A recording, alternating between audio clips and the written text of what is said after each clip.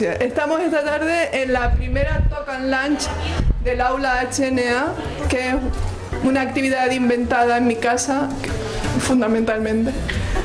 O sea que ya veremos en la que se trata de aprovechar la circunstancia que HNA nos da para hacer cosas diferentes a las habituales en el ámbito académico. La primera persona que pensé fue en Juan Freire, porque yo solo lo conozco por la red y ver todo lo que hace y todo lo que hacía me parece interesante, porque es biólogo, profesor titular de la universidad, no sé si de la Escuela de Biología o qué nombre, algo nos contará. Con 3 sexenios que se ha dejado la docencia académica porque cree en otros proyectos. Como eso me pareció enternecedor, fundamentalmente, y esperanzador, pensaba que era lo mejor para empezar esta trayectoria. Ya veremos cuánto de larga es, del aula HNA. Y nos va a contar él su trayectoria, no hace falta que lo defina yo más. Gracias a todos por venir, porque organizar la primera así es un riesgo. Ya les digo que ha sido un invento de mi casa. Entonces espero que esté bien. Hasta luego. Muchas gracias, Eva. Bueno, hola a todos y gracias por estar aquí en este momento. Bueno, por lo menos espero que el bocadillo... Nos organizamos como... O sea, poneros cómodos, no sé si podemos mover los bancos o estas cosas. No voy a usar presentación. O sea, espero no arrepentirme, a veces lo hago de no usar presentación. Tengo un montón de presentaciones ahí sobre lo que voy a hablar, pero creo que cuando me contó Eva, ahora al llegar aquí descubrí que yo era el conejillo de Indias, o sea que es la primera vez y entonces también vamos a experimentar cómo funciona, ¿no? Pero dije, a mí lo de usar una presentación en algo que hacemos así, en un pasillo y tal, que me parece muy bien, pues parece que está fuera de contexto. Entonces, sentiros libres para acomodaros y nos colocamos, así os valdrá para la siguiente vez para saber cómo debemos... Le valdrá a Eva y a la gente para saber cómo debemos colocar el mobiliario. Y también me decía, oye, que sea interactivo. Yo, eso de que sea interactivo no entendía muy bien a qué se refería, pero como es la primera vez, ahora lo entiendo. Vamos a ver lo que es eso interactivo. O sea, que os pediría... estamos un grupo aquí, yo os voy a contar una serie de cosas y que me interrumpáis cuando queráis, en vez de que haya un turno de preguntas al final. Si queréis hacer algún comentario, queremos dialogar, encantado, ¿vale? Además, después ya os contaré por qué, pero este tema del diálogo me toca muy especialmente porque tiene mucho que ver con las cosas en las que trabajo, ahora.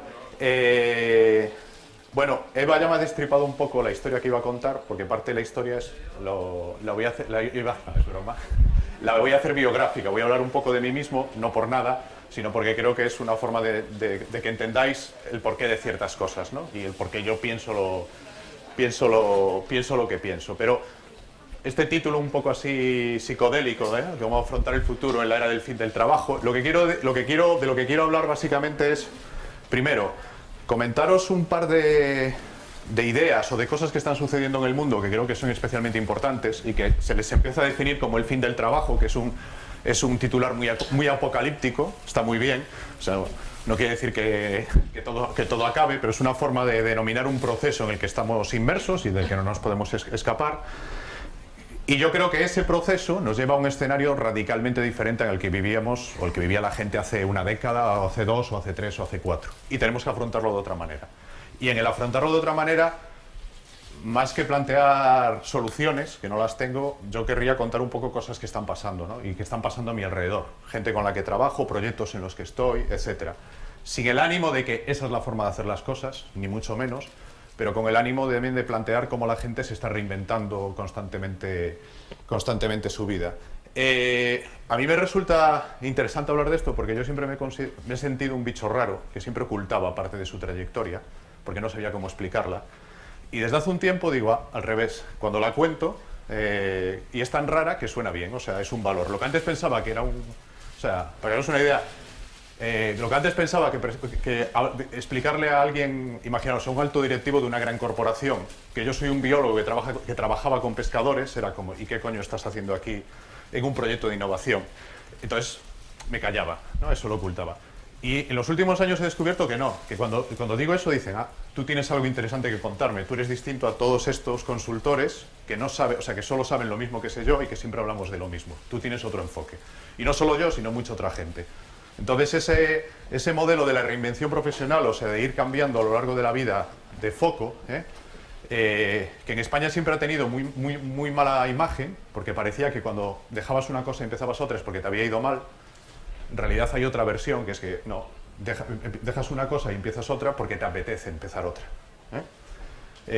No sé si conocéis un libro de Malcolm Gladwell, que es yo creo que es el periodista mejor pagado del mundo. Publica en el New Yorker y cada palabra, le pagan por palabra y cada palabra no sé cuántos dólares vale, pero el tío está muy bien pagado. Y es un autor, un gurú de estos de éxito. Tiene un libro que se llama Outliers, o sea, fueras de serie. Y entonces explica que no estoy diciendo que yo lo sea, ni que nadie lo que voy a contar lo sea, pero o sea, lo que explica es que tú necesitas 10.000 horas de pasión y de trabajo para llegar a tu máximo nivel de competencia en algo. Después de 10.000 horas serás tan bueno o tan malo como puedas llegar a ser.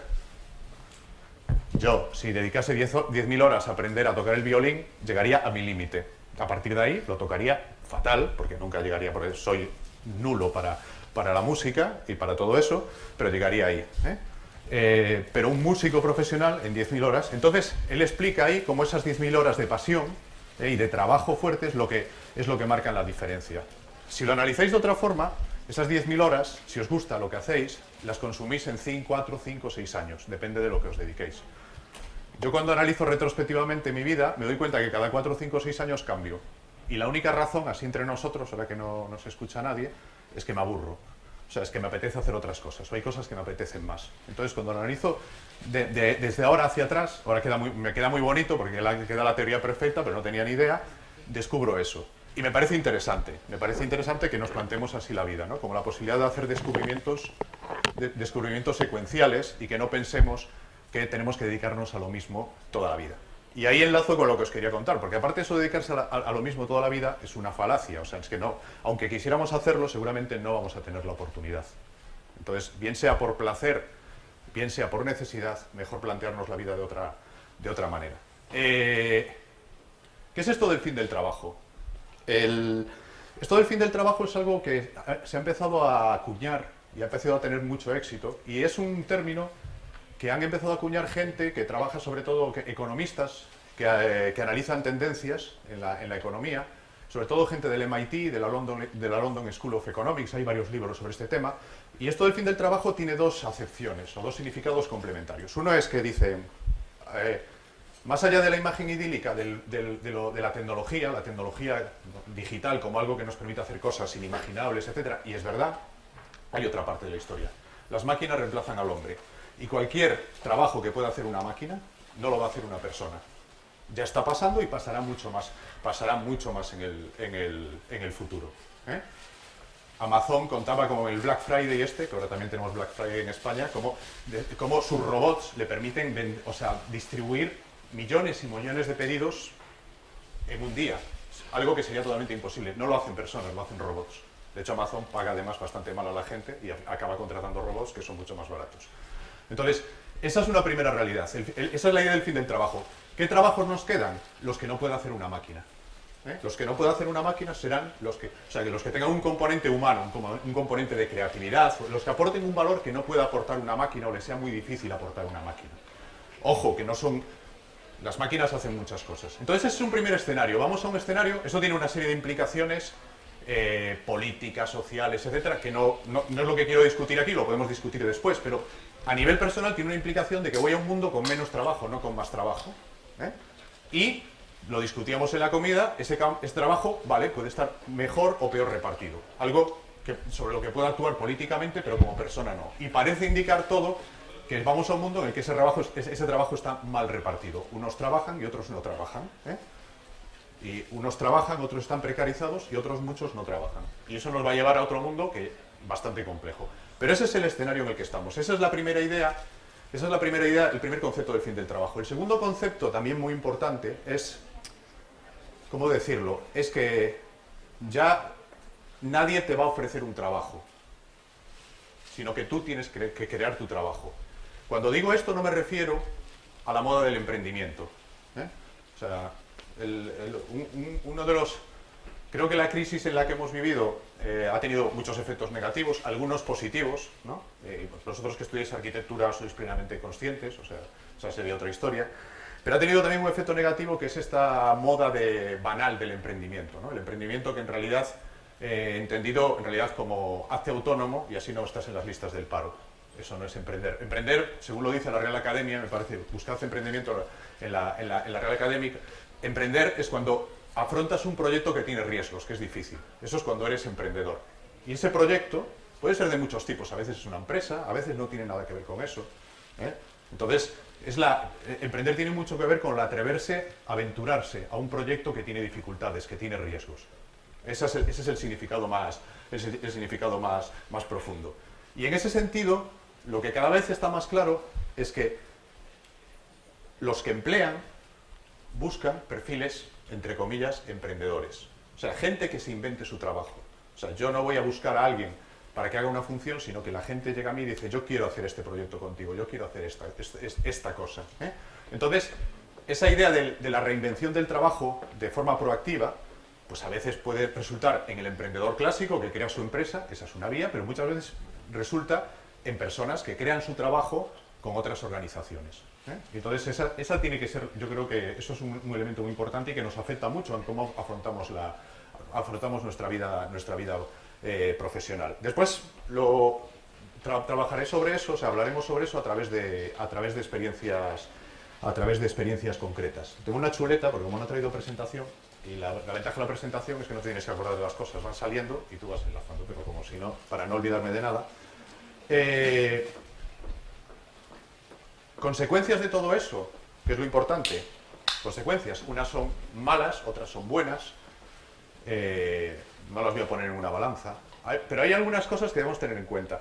Todo este proceso, ojo, nos lleva a la precarización.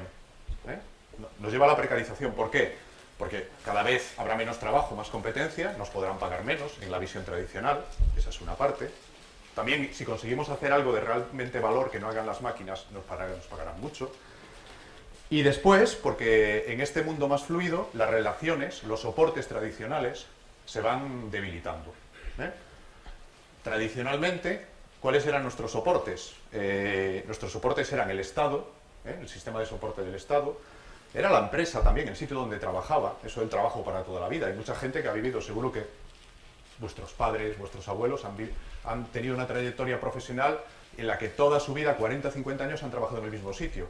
Y hay un soporte en eso. Fijaros, yo ahora, después os lo contaré, trabajo en un proyecto en el que somos socios de la Universidad de Mondragón. Mondragón es este sistema cooperativo, que sabéis que es la cooperativa más grande, cooperativa industrial más grande del mundo. Tiene 100.000 socios, está en todo el mundo, desde un pueblo del País Vasco. Y cuando vas allí te das cuenta de lo que significa que la cooperativa es el soporte vital de la gente, la seguridad. Todo el mundo trabaja dentro del sistema cooperativo, la universidad está dentro del sistema cooperativo, la sanidad, etc. Eso es un caso extremo. Pero veníamos de ese mundo. ¿Qué es lo que ha pasado? Nos deja solos ante el peligro, ¿vale? Permanece otro soporte, que es la familia, también tradicional, que cada vez también, por los nuevos modelos de vida, las relaciones familiares son también más lábiles, más débiles, más fluidas, con lo cual también es un soporte menor, aunque en España es muy importante.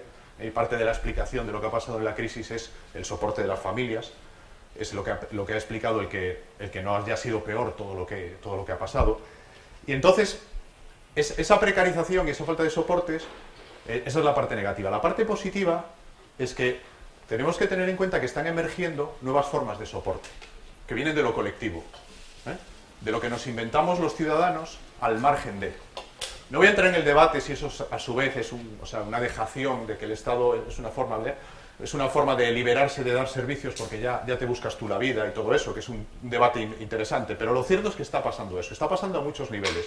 Está pasando a nivel profesional, a nivel comunitario, etc. Entonces, esa nueva realidad, que además es una realidad muy difícil de ver porque no tiene paredes, no está en ningún sitio, es una realidad que tenemos que tener muy en cuenta. Y que tenemos que tener en cuenta lo importante que son esos tipos de soporte. Cuando me refiero a eso, me refiero, por ejemplo, el soporte que tienen las organizaciones en las que tú te involucras. O sea, cuando tú creas algo, cuando tú creas una organización, una empresa, cuando estás con tu equipo. Hablo del equipo porque después veréis que para mí es muy importante el concepto de equipo y trabajo mucho con ese concepto, y para mí el equipo no solo es una función, no solo se junta la gente para hacer un trabajo, sino el equipo tiene tiene un papel mucho más estratégico y estructural, que es un lugar donde tú estás acompañado y donde todos se dan soporte. Entonces el equipo es más que la suma de las partes, no solo en términos de trabajo mucho más, produzco mucho más, sino que puedo vivir mejor, y puedo tener... Y eso es como, si te imaginas, no estamos solos, sino que a nuestro alrededor hay los equipos en los que estamos, o las empresas, o las organizaciones, y hay otra capa que es lo comunitario, que adquiere muchas formas. Lo comunitario cada vez es más potente. En la política estamos viendo cómo las nuevas iniciativas políticas nacen desde lo comunitario, o sea, desde la ciudadanía, desde la calle. Y se está pasando en todas partes, las nuevas formas de trabajo, el fenómeno del coworking, por ejemplo, el trabajar en entornos, o sea, el coworking no es un sitio al que me sale más barato. Puede ser, a veces sí, a veces no. El coworking es un sitio en el que voy a estar con otra gente diferente a mí, pero parecida a mí, con los mismos problemas, con las mismas necesidades, y el coworking es un lugar donde yo puedo construir, primero, proyectos de otra manera. Hay un montón de historias de gente que por situarse en el espacio correcto tiene trabajo, en el sentido que tiene proyectos continuamente, eso es lo primero. Y lo segundo, es un entorno mucho más, es un entorno emocional, afectivo, también de soporte. Son muy imperfectos, pero estamos inventándonos, porque nos han dejado solos, estamos inventándonos nuevas estructuras de soporte. Entonces, diferenciemos dos planos. Hay el plano, digamos, político de reclamar cómo deberían ser las cosas, que me parece perfecto y que todos lo debemos hacer, pero después hay el pragmatismo del día a día en el que tenemos que buscarnos la vida y construir nuestro futuro. Y esos entornos colectivos no son opcionales. O sea, lo que quiero decir es que hasta ahora podía ser opcional si yo me involucraba en ese tipo de procesos. Ahora no debería ser opcional porque me la estoy jugando, porque ahí es donde está parte de mis posibilidades de futuro. Entonces pensad también en esa derivada de todo esto que está pasando. Para mí eso es una señal de esperanza, porque creo que podemos construir relaciones entre las personas de otra manera, de una manera diferente a las tradicionales, en las que todo estaba muy reglado, a lo mejor era mucho más fácil, pero también era mucho menos creativo, mucho más pasivo, y quizás ojalá vayamos a un mundo en el que todo sea mucho más dinámico y creativo. Esto es lo que os quería contar sobre el escenario actual. Y es un escenario con luces y sombras, complejo, es un escenario de cambio brutal, un escenario, creo que sois conscientes, en el que lo institucional no reacciona a la velocidad correcta. O sea, pensando en los últimos 10 años, se ha caído la industria de la música, o sea, la industria cultural, se ha caído la industria de los medios de comunicación, o ha reemergido, se ha caído la política, se ha caído prácticamente todo.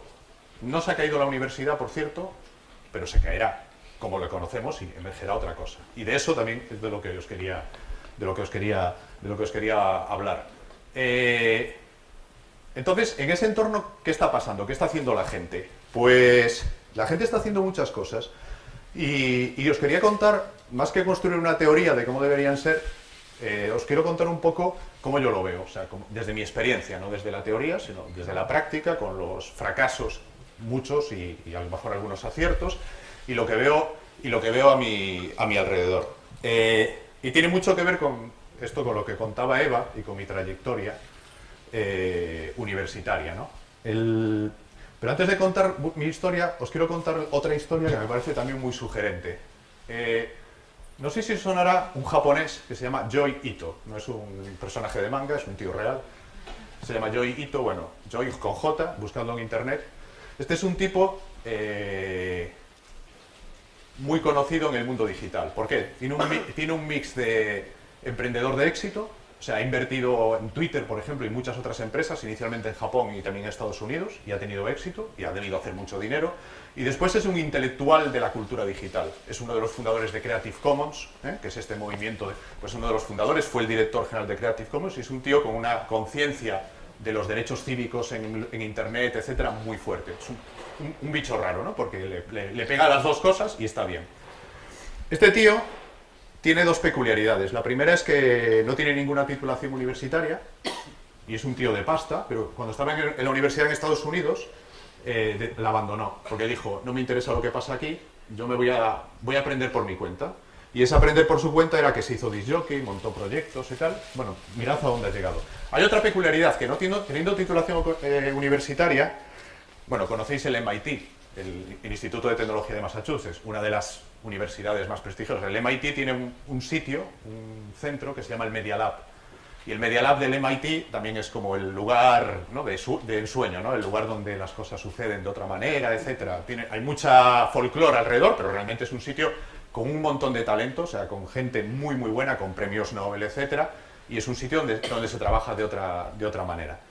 Y hace como 2 años tenían que nombrar director y nombraron a Joi Ito.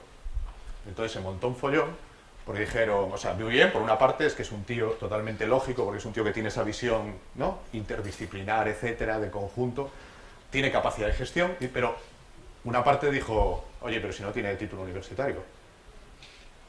Entonces lo nombraron y a los pocos meses era la inauguración del curso, cuando van con el birrete, etcétera, y él no podía ir, porque no tiene título, claro.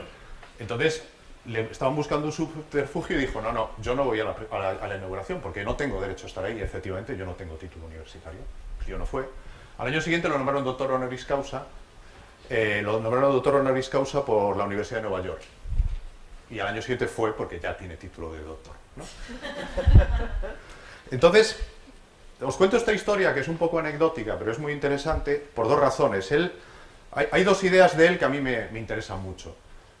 Una es, hace poco le pedí a Google que escribiese cuál era su previsión del futuro en cuanto a la educación. ¿Qué está pasando? Y dice, lo más importante que está pasando en la educación hoy en día es que son 2 cosas. Una, que ya aprendemos a lo largo de toda la vida, que eso nos hartamos de decirlo, pero no nos lo creemos, pero ahora es la realidad, eso de que me paso 5 años en un sitio y después trabajo y después a lo mejor hago un máster, no. Estamos aprendiendo toda la vida.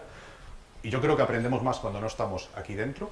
Eso es lo primero. Entonces, el aprendizaje toda la vida. Y después, la segunda idea, fijaros que es un tipo que tiene responsabilidades académicas. La segunda idea es que ya no aprendemos de los profesores, aprendemos de nuestros pares. Esto del peer-to-peer, que no solo es piratear música, no es cambiar música, sino que es aprender. Dice, hoy en día, la mayor parte del aprendizaje no nos lo generan los profesores. No, nos lo generan nuestros pares, nuestros equipos, las personas, nuestras comunidades, el entorno en el que nos movemos. Esto como declaración de intenciones puede sonar bonito y todos lo firmaríamos. Si pensamos en las consecuencias que tiene, nos obliga a replantear completamente el sistema en el que vivimos. Porque si aprendemos sobre todo de nuestros pares, la figura del profesor tiene que cambiar. Por ejemplo, los espacios en los que aprendemos tienen que cambiar. La forma en la que aprendemos tiene que cambiar. Entonces, ese es un concepto que me parece muy importante. Muy importante. Y está dicho desde la academia, lo cual cuando os decía, se destruyeron los medios de comunicación. Os digo, se destruirá la universidad. Estoy convencido. No quiere decir que la universidad como tal desaparezca, sino que o se reinventa o se destruye. Habrá universidades que les vaya muy bien en el nuevo modelo y otras que no. Eso depende de la universidad. The Guardian, el periódico inglés, en el modelo digital ha tenido un gran éxito y es un sitio de referencia. Y por el camino se han cerrado un montón de periódicos. Las discográficas no supieron cambiar. Bueno, Apple, en cambio, se convirtió en la principal discográfica que hay en el mundo. Y Spotify se convirtió en otra cosa que también podemos decir que es una discográfica. Entonces, esto está cambiando y estamos en no sabemos si va a cambiar en 2, 3, 4, 5 años, pero está cambiando muy rápidamente y tenemos que afrontarlo desde esa perspectiva. Al que le toca estar en una universidad como responsable tendrá que pensarlo. Vosotros, que os toca vuestro futuro profesional, me parece que lo que más interesa es aprendemos toda la vida, aprendemos de nuestros pares. Esas son 2 ideas que para mí son importantes. Esto lo conecto. ¿Qué es lo que me pasó a mí? ¿No? Y esta es una historia como que no está planificada.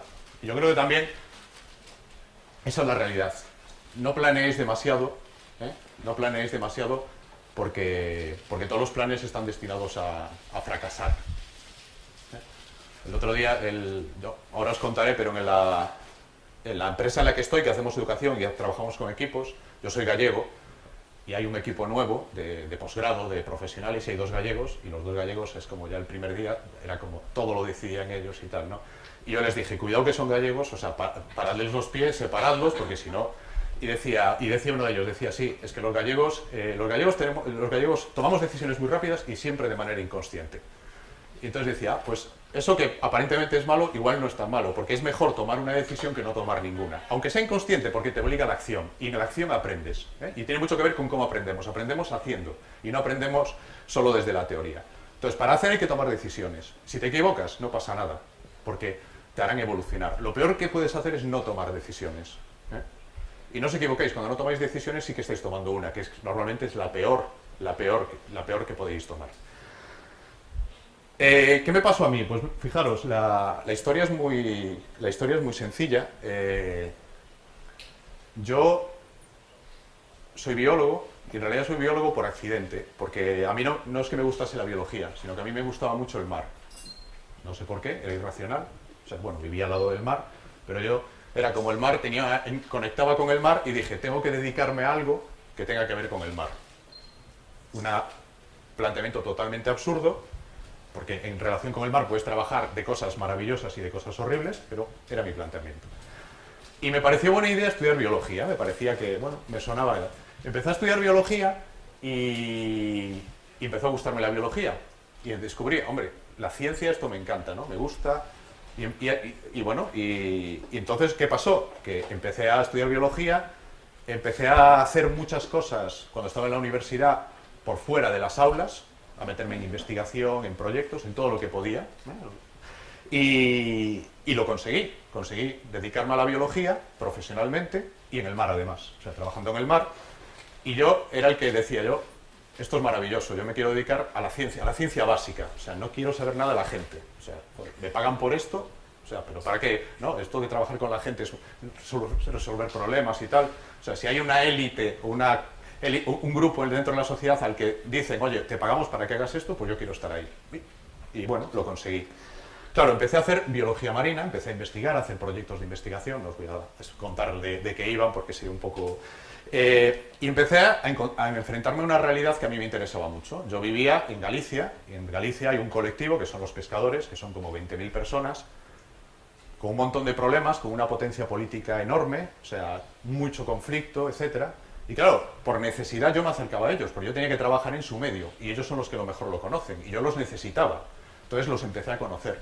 Lo que hacen todos los biólogos marinos, y se llevan muy bien, pero yo empecé a darme cuenta que de varias cosas. Una era que ellos tenían un conocimiento experto, pero no científico, del ecosistema, brutal. Sabían mucho más que yo, ¿no? Y entonces ahí tuve mi primera señal de alarma. Hay otras formas de enfrentarse al conocimiento que no son las estrictamente científicas, que son muy potentes, ¿no? Y lo segundo es que empecé a descubrir que sus problemas me interesaban mucho. Me apetecía meterme en sus problemas. Y decía, oye, ¿la ciencia puede valer para resolver estos problemas? Por el camino descubrí que la ciencia en realidad estaba al servicio del poder, del gobierno, de las instituciones. O sea, que los biólogos, cuando hacíamos ciencia, era para informar al gobierno, y el gobierno después informaba a sus ciudadanos, que eran los pescadores. Y esto que parece que funciona perfectamente, me di cuenta que no funcionaba tan perfectamente, que era una batalla. Que el que tenía el conocimiento ostentaba un poder que manejaba a su gusto, y el que no tenía el conocimiento, y sobre todo el conocimiento validado, que es el conocimiento científico, estaba desprotegido. Y entonces había un desequilibrio. Y entonces, fruto de eso, empecé a trabajar en proyectos aplicados, empecé a trabajar con los pescadores para resolver sus problemas. Y al principio tengo que reconocerlo que era un desastre, porque yo no sabía resolver sus problemas. Yo les planteaba, voy a trabajar en estas cuestiones con vosotros, pero en realidad lo que yo les aportaba no era... porque no entendía cuáles eran sus problemas. Era otro desastre porque son un colectivo bastante peculiar. La primera vez que yo me reuní con una asamblea de pescadores, acabaron pegándose entre ellos, no por mi culpa, sino porque tenían otro problema y lo resolvieron pues como... Y bueno, con ese grupo de pescadores acabé hasta montando una empresa, creando reservas marinas y haciendo un montón de cosas. O sea que fijaros que los malos comienzos no son tan malos, ¿no? Pasaron muchas cosas. El caso es que yo me interesé por los pescadores y entonces empecé a pensar que yo necesitaba instrumentos que no tenía dentro de la academia, que para resolver ciertos problemas el conocimiento era una herramienta, pero necesitaba otras. Por ejemplo, montar una empresa, porque necesitaba una estructura organizativa. Y entonces incluso montamos empresas. Y al montar una empresa descubrí que para montar una empresa necesitaba dinero, y eso significaba que necesitaba inversores. Y hace ya como 15 años, incluso convencimos a un montón de gente que invirtiesen 1 millón de euros en una empresa en la que los pescadores eran socios y que se dedicaba a comercializar productos del mar. Que eso es algo que ahora es muy normal, en aquel momento era como muy raro, sobre todo porque Internet no funcionaba y estaba basada en Internet, pero se invirtió, se desarrolló, tuvo mucho impacto. Me empezó a hacer ese tipo de cosas. Yo nunca me consideré emprendedor, en el sentido que yo esto lo hacía, yo era funcionario. Yo esto lo hacía porque era una herramienta que yo necesitaba para cambiar las cosas. En este proceso, fui descubriendo más cosas. Descubrí que cada vez me gustaba más el trabajo con los seres humanos. Me fui rodeando de antropólogos, de economistas. Y me dije, esa forma que ellos tienen de enfrentar los problemas a mí me aporta mucho. Yo tengo que aprender cómo ellos se enfrentan a los problemas. Entonces me hice, de alguna manera, como antropólogo amateur, ¿no? Y economista amateur. No tenía ni idea, pero tenía que hablar su lenguaje, porque tenía que trabajar con ellos, tenía que aplicar sus herramientas, ¿eh? Y entonces la ciencia era como colateral. Yo hacía ciencia, pero la ciencia puesta al servicio, y poco a poco sabía mejor cómo ponerla al servicio de esa parte de la ciudadanía, que eran los pescadores en concreto. Y eso me fue cambiando totalmente la cabeza, o sea, la forma de ver el mundo, ¿eh? Me fue desmitificando la academia. Yo estaba en la universidad, pero para mí la universidad era un contenedor, que significaba poco. La universidad también a mí me miraba como raro, porque ¿qué coño hace este tío? Entonces, bueno, pero lo dejamos, mientras cumpla con sus publicaciones, clases, etc. Y eso me hizo evolucionar. Ahí hubo un par de eventos que para mí significaron mucho, que fueron casi paralelos. El primero fue, os recordaréis como en el 2003 se hundió un petrolero en Galicia, fueron miles y miles de personas y todo lo que pasó, el juicio acabó el año pasado. Ese fue un impacto brutal a nivel emocional, o sea, no solo económico, ni principalmente económico, sino fue un proceso tan largo que duró un año. O sea, no fue una catástrofe de unos días, sino que fue una catástrofe de un año. En el imaginario de la gente estuvo un año. Y como os imagináis, pasó de todo. Y en ese pasar de todo, pues hubo científicos que se inhibieron, otros que trabajaron para unos, otros que trabajaron para otros. A mí me tocó, o tomé la decisión de vivirlo desde un bando, o sea, desde un lado que era un grupo de gente que pretendía hacer ciencia para aportar información. Con lo cual, irremediablemente, eso nos llevó a enfrentarnos con el poder, con el gobierno, porque era otra información, ¿no? Eso a mí a posteriori, yo he descubierto que eso me cambió la vida, porque fue un año muy intenso en el que aprendí muchísimo. Aprendí sobre todo a ser activista, sin saberlo, de nuevo. Antes había aprendido a ser emprendedor, pero yo no me llamaba así, y ahí aprendí a ser activista, porque te tenías que enfrentar al poder, tenías que hacer cosas de guerrilla, ¿eh? Después tenías que enfrentarte a las manipulaciones, a las amenazas, un montón de historias que pasaban por el medio, pero fue muy positivo, porque fue un gran aprendizaje. Acabó eso, no es que acabase, pero bueno, eso ya se fue calmando. Hay una cosa muy divertida, una anécdota muy divertida, que os la cuento porque creo que tiene mucho valor yo creo que tenemos que hacer lo que creemos que hay que hacer. Entonces, en ese momento, a mí y a mucha más gente se nos amenazó, pero no se nos amenazó desde el poder, que nunca lo hizo directamente, sino compañeros que te decían: te estás cavando tu tumba, haciendo eso vas a hacer que nunca más tengas un proyecto de investigación, por ejemplo. Yo decía, bueno, pues vale, pues no lo tendré.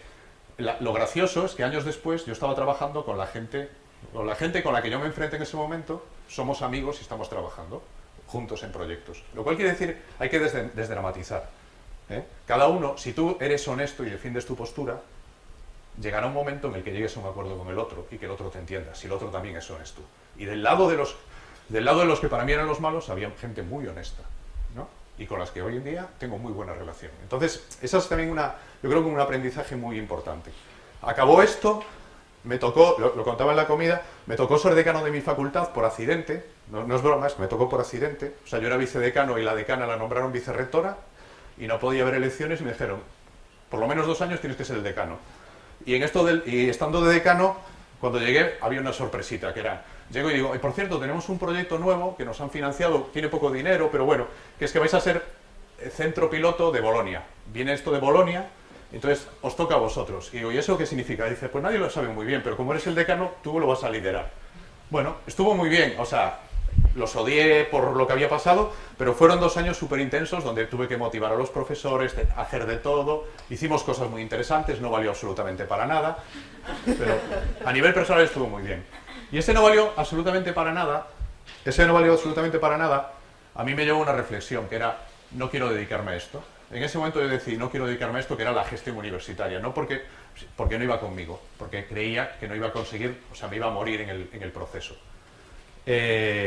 Claro, eso me llevó como 8 años después a irme de la universidad, y yo no era consciente en ese momento. Yo seguí trabajando, mi trabajo con los pescadores me había llevado a entender cómo el mundo de la tecnología podía ayudar a este tipo de colectivos.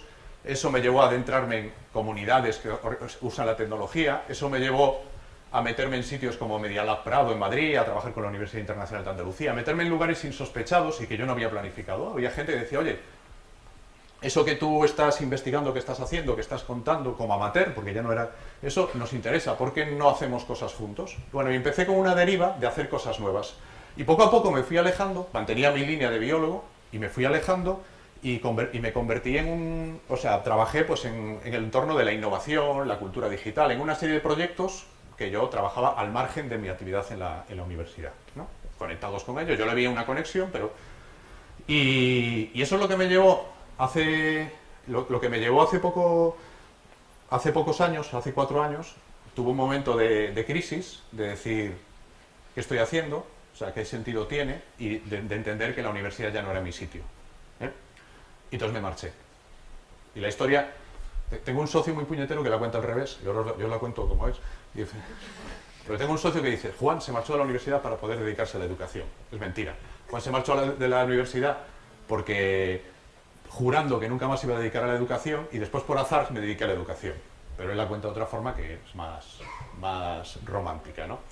Entonces decidí marcharme de la universidad, pero por frustración personal. Yo fui incapaz de hacer lo que yo quería hacer en la universidad, en la parte académica y en la parte de investigación, y me apetecía iniciar, iba a decir emprender, pero para qué no, iniciar otros proyectos, ¿eh? Y en eso es en lo que estoy desde hace un tiempo. Esto es importante porque, por una serie de circunstancias, ya veis que esto es una historia, o sea, utilizo la historia personal, pero quiero que entendáis, o sea, las cosas que yo he aprendido a posteriori, para que veáis cómo, digamos, yo creo que hay determinadas actitudes o determinadas formas de afrontar las cosas que te ayudan a aprender y a mejorar y otras que no. Por ejemplo, yo tardé demasiado en marcharme de la universidad, porque en realidad descubrí después que era un freno, que no era el lugar en el que yo podía estar. A lo mejor el problema era mío, ¿eh? Entonces, ahí también aprendí muchos aprendizajes en negativo. Me marché de la universidad, continúo y bueno, me dediqué a varias cosas. He sido director de innovación de una consultora, se llama Grupo Barrabés, que es una de las consultoras, bueno, pues ahora tiene casi 200 personas, o sea que en un momento en el que tuve la oportunidad a través de eso de, por ejemplo, empezar a entender cómo funcionaban las grandes corporaciones por dentro, y fue muy interesante. Estuve 2 años ahí, dije 2 años ya me llega, porque es un mundo bastante aburrido, o sea que tampoco me interesa demasiado, pero me permitía. Pero lo más interesante que me ha pasado en este tiempo, me ha pasado por casualidad, y a lo mejor no solo por casualidad, sino por estar abierto, ¿no? Por dejarme seducir, o por dejarme convencer, o por escuchar a la gente. Y eso es algo importante. O sea, tener la mente abierta, las orejas bien abiertas y que la gente te cuente cosas y que te las tomes en serio, aunque no las entiendas. Yo me marché de la universidad y jurando que no iba a volver a la universidad y que no quería dedicarme a la educación, porque era imposible cambiarlo.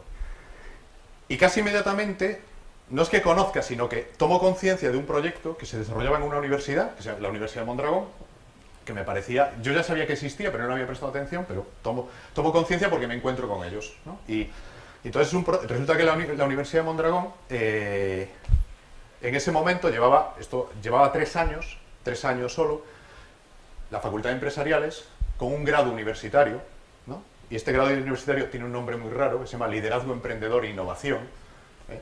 Liderazgo que le llamamos Lean y todo el mundo lee Lenin, y cuando dice emprendimiento y Lenin, pero vosotros, el que montó la marca no lo hizo muy bien, pero hizo el proyecto. Entonces, esto es un grado universitario y eso no es lo interesante. Lo interesante es que la Universidad de Mondragón hace ahora 7 años recibió un encargo. El sistema cooperativo le dijo, somos grandes, somos industriales, el mundo está cambiando, somos lentos, no somos innovadores, no tenemos nuevas cooperativas, nuevos modelos, necesitamos que desde la educación cambiéis eso, ¿no? Necesitamos que generéis agentes de cambio en el sistema y vosotros como universidad es vuestro cometido. Entonces ellos empezaron una exploración por el mundo de dónde había modelos educativos. Esa facultad que tenía administración y dirección de empresa, y aún la tiene por cierto, empezó una exploración, descubrieron varios modelos interesantes y uno que descubrieron estaba en Finlandia. Y en Finlandia había una cosa que se llamaba Team Academy, Academia de Equipos, o como dicen ellos, Team Academia, que es en finlandés, que también tiene una historia muy curiosa. Hace ahora 22, 23 años, había un profesor de marketing, en una universidad en el norte de Finlandia, se llama Jyväskylä, que seguro que no conocéis, no es un sitio muy tal para ir, pero bueno, tiene su interés. Y había un profesor de marketing, se llama Johannes Partanen. Y este hombre, que es un personaje, ahora está jubilado, un año, yo creo que estaba aburrido de dar clase. Iba al aula, explicaba marketing, lo de siempre, ¿no? Y dijo, esto hay que cambiarlo. Y dijo, me voy a inventar un nuevo sistema educativo, ¿no? No creo que dijese eso, y dijo algo más. Y puso un anuncio en la puerta y le decía, si quieres aprender algo de marketing y dar la vuelta al mundo, vente aquí conmigo. Y se le apuntaron gente. Entonces llegó la gente y les dijo, mira, vamos a aprender de otra forma. O sea, vamos a generar un incentivo. Entonces, vamos a aprender marketing haciendo marketing. Vamos a empezar haciendo marketing para empresas, lo que sea, proyectos. Y además los vamos a vender. Y con el dinero al acabar el curso nos damos la vuelta al mundo. Lo consiguieron, no dieron exactamente la vuelta al mundo, pero lo consiguieron. Y el tipo, lo que era como un experimento, importante, experimentar, fijaros, empezar desde lo pequeño con una ambición muy grande. Yo sí me creo, conociendo al personaje, que el tipo tenía la ambición de cambiar el sistema educativo. Pero empezó muy pequeño, con un cartel. Entonces empezó a construir ya con otros algo que acabó siendo Team Academy, que acabó siendo como la unidad de emprendimiento dentro de la facultad, allí es de Ciencias Aplicadas, que viene a ser la facultad de Empresariales, aquí, ¿vale? Y Team Academy se convirtió en un caso de éxito. Fijaros en Finlandia, que es el sistema educativo, ya bla, bla, bla, ya lo sabéis, pues bueno, está considerado que Team Academy es una metodología innovadora y de calidad contrastada, o sea, como un caso de éxito dentro del sistema finlandés. Hoy en día hay este modelo en 20 universidades finlandesas, en 10 países en el mundo, en uno de ellos en España, y como en 30 o 40 ciudades, implementado de formas diferentes. Entonces, ahora os cuento un poco. Entonces, este hombre creó eso, hace 7 años Mondragón dijo, esto nos cuadra, esto de aprender, porque ¿qué hacía él? Básicamente 2 ideas básicas, es aprendo en equipo, o sea, no, el centro es el equipo, porque en equipo aprendo mucho más y mucho más rápido, y además la realidad es que cuando salga a la calle voy a trabajar en equipo, o sea que esa es la realidad. Y segundo, aprendo con proyectos reales, nada de simulaciones, o sea, no me pongo a simular algo, no, me pongo a hacerlo. Y en el caso, hoy en día esto se está aplicando en ingeniería, en enfermería, en medicina, en muchos ámbitos, pero en el caso de emprendimiento el hacerlo es, o sea, si lo haces es que lo tienes que vender, tienes que conseguir ingresos, ¿vale? Pero eso es el caso de cuando trabajas en emprendimiento, en desarrollo empresarial. En otros ámbitos de conocimiento, pues el objetivo será otro, ¿vale? Pero es proyectos reales. Entonces Mondragón descubrió que ese era un caso de éxito, que era muy interesante, y lo implementó aquí, y lo convirtió en un grado universitario. Hoy en día existe un grado universitario en España. Es que esto lo cuento porque mucha gente en la universidad, cuando cuento esto, me dicen, pero eso no es legal. Digo, hombre, pues lo ha aprobado el Ministerio de Educación. Dice, o me dicen, eso es lo que querríais hacer, pero no se puede hacer. Digo, que sí se puede hacer, que lo estamos haciendo.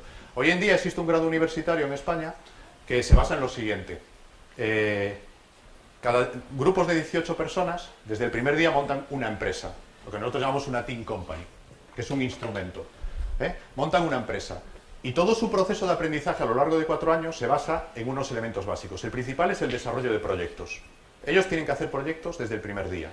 Proyectos reales. Ellos tienen unos objetivos de conocimiento y de facturación, etc. Y tienen que irlos desarrollando. Ese es un ingrediente. Otro ingrediente es que tienen que tener una visión global del mundo. Entonces tienen que viajar por el mundo. Y se pasan 2 meses al año o 4 meses, se pasan viajando por distintos lugares del mundo. Los equipos que están con nosotros, ahora os contaré lo que nosotros hicimos. Por ejemplo, yo tengo equipos ahora que están en Finlandia, que son chavales de 18 años y que llevan 2 meses en la universidad y ya han facturado dinero porque no les ha quedado más remedio, pero eso es lo menos relevante, es que ya han construido proyectos, los han tratado de vender, han tenido el feedback de la gente, o sea, han empezado a aprender de otra manera. Tengo gente que está en tercero que ahora están en China. Bueno, los echaron del país, pero han vuelto porque tuvieron un problema de visados, tuvieron que largar y volver. Por el camino pasan bastantes cosas curiosas, porque no se van de turistas, se van a trabajar allí, a hacer proyectos, se van con su equipo, con sus entrenadores, etcétera, pero se van. Entonces volverán también, ahora en Navidad vienen todos, porque han coincidido los viajes. Entonces está la gente dispersa por todo el mundo. En todo el sistema ahora tenemos como 50 o 60 equipos, del grado, de posgrados, etcétera, equipos que están desarrollando proyectos. Entonces eso lo instaló Mondragón, lo empezó a desarrollar, yo lo descubrí, yo y más gente, y dijimos, pues esto es maravilloso, esto hay que llevarlo a otros lugares, no puede ser que solo suceda en el País Vasco. El País Vasco es muy respetable, pero, o sea, esto... Y entonces la universidad nos dijo, nos parece muy bien, pero nosotros no lo vamos a hacer, porque no es nuestro modelo. Entonces, hacedlo vosotros. Y esto de hacedlo vosotros era, ¿y qué significa hacedlo vosotros? Pero como éramos inconscientes, éramos 4 en ese momento, y dijimos, bueno, pues lo hacemos bien. Claro, nos volvimos a Madrid Y al ponernos a hablar y decir, ¿y esto de hacer un grado universitario oficial si no somos universidad, no somos nada? ¿Qué significa? Bueno, a partir de ahí fuimos construyendo y experimentando algo que hoy en día es una empresa que se llama Team Labs, de laboratorios de equipo. Team Labs es el sitio en el que, yo soy uno de los fundadores, es el sitio en el que trabajo, y es una empresa tan rara que se dedica a educación, que parece una antítesis, ¿no? Parece que a la educación se dedican las instituciones, pero es una empresa que forma parte de una red en la que hay universidades, ya no solo la Universidad de Mondragón, sino que hay otras empresas, y trabajamos en red. O sea, tenemos bases locales, nosotros estamos como Team Labs en Madrid y en Barcelona, y estaremos en más sitios. Mondragón está en 3 lugares en el País Vasco, hay gente que está en Ámsterdam, hay gente que está en China, hay gente que está en India, y todos desarrollamos nuestros proyectos, nuestros programas educativos, pero colaboramos entre nosotros. Tenemos una parte de la metodología común, tenemos una infraestructura común, o sea, estamos inventando otra forma de trabajar alrededor del concepto de la educación. Entonces, me parece una historia interesante porque es algo que nace dentro de una universidad que se sale y engloba a la universidad. De hecho, en estos momentos, toda esa red se llama Mondragón Team Academy, en honor al origen, y en honor a Mondragón. Y Mondragón Team Academy es una estructura en que está liderada por 2 personas. Una es de la Universidad de Mondragón, que es el decano de la facultad, y otra soy yo, para que os hagáis una idea, ¿no? O sea, que no es que seamos una franquicia ni nada de eso, es otra forma muy experimental. ¿Por qué os cuento todo esto? Os cuento todo esto un poco para explicaros, porque me gustaría explicar en qué se basa lo que nosotros hacemos, porque tiene todo que ver con esto, con el fin del trabajo.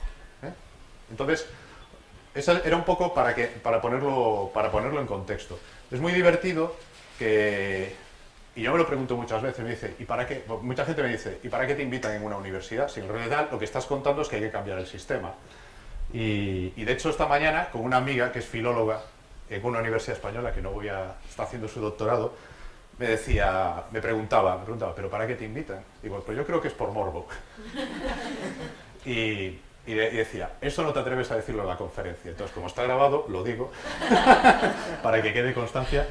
Entonces, yo sé que no es por morbo, o sea, que aunque muchas veces sí que hay eso, no en el caso de Eva, pero muchas veces sí que te invitan desde los rectorados y cosas de esas, y ahí hay algo inexplicable, ¿no? Porque es, por una parte, la incapacidad de cambiar ciertas cosas, en algunas instituciones que no en otras.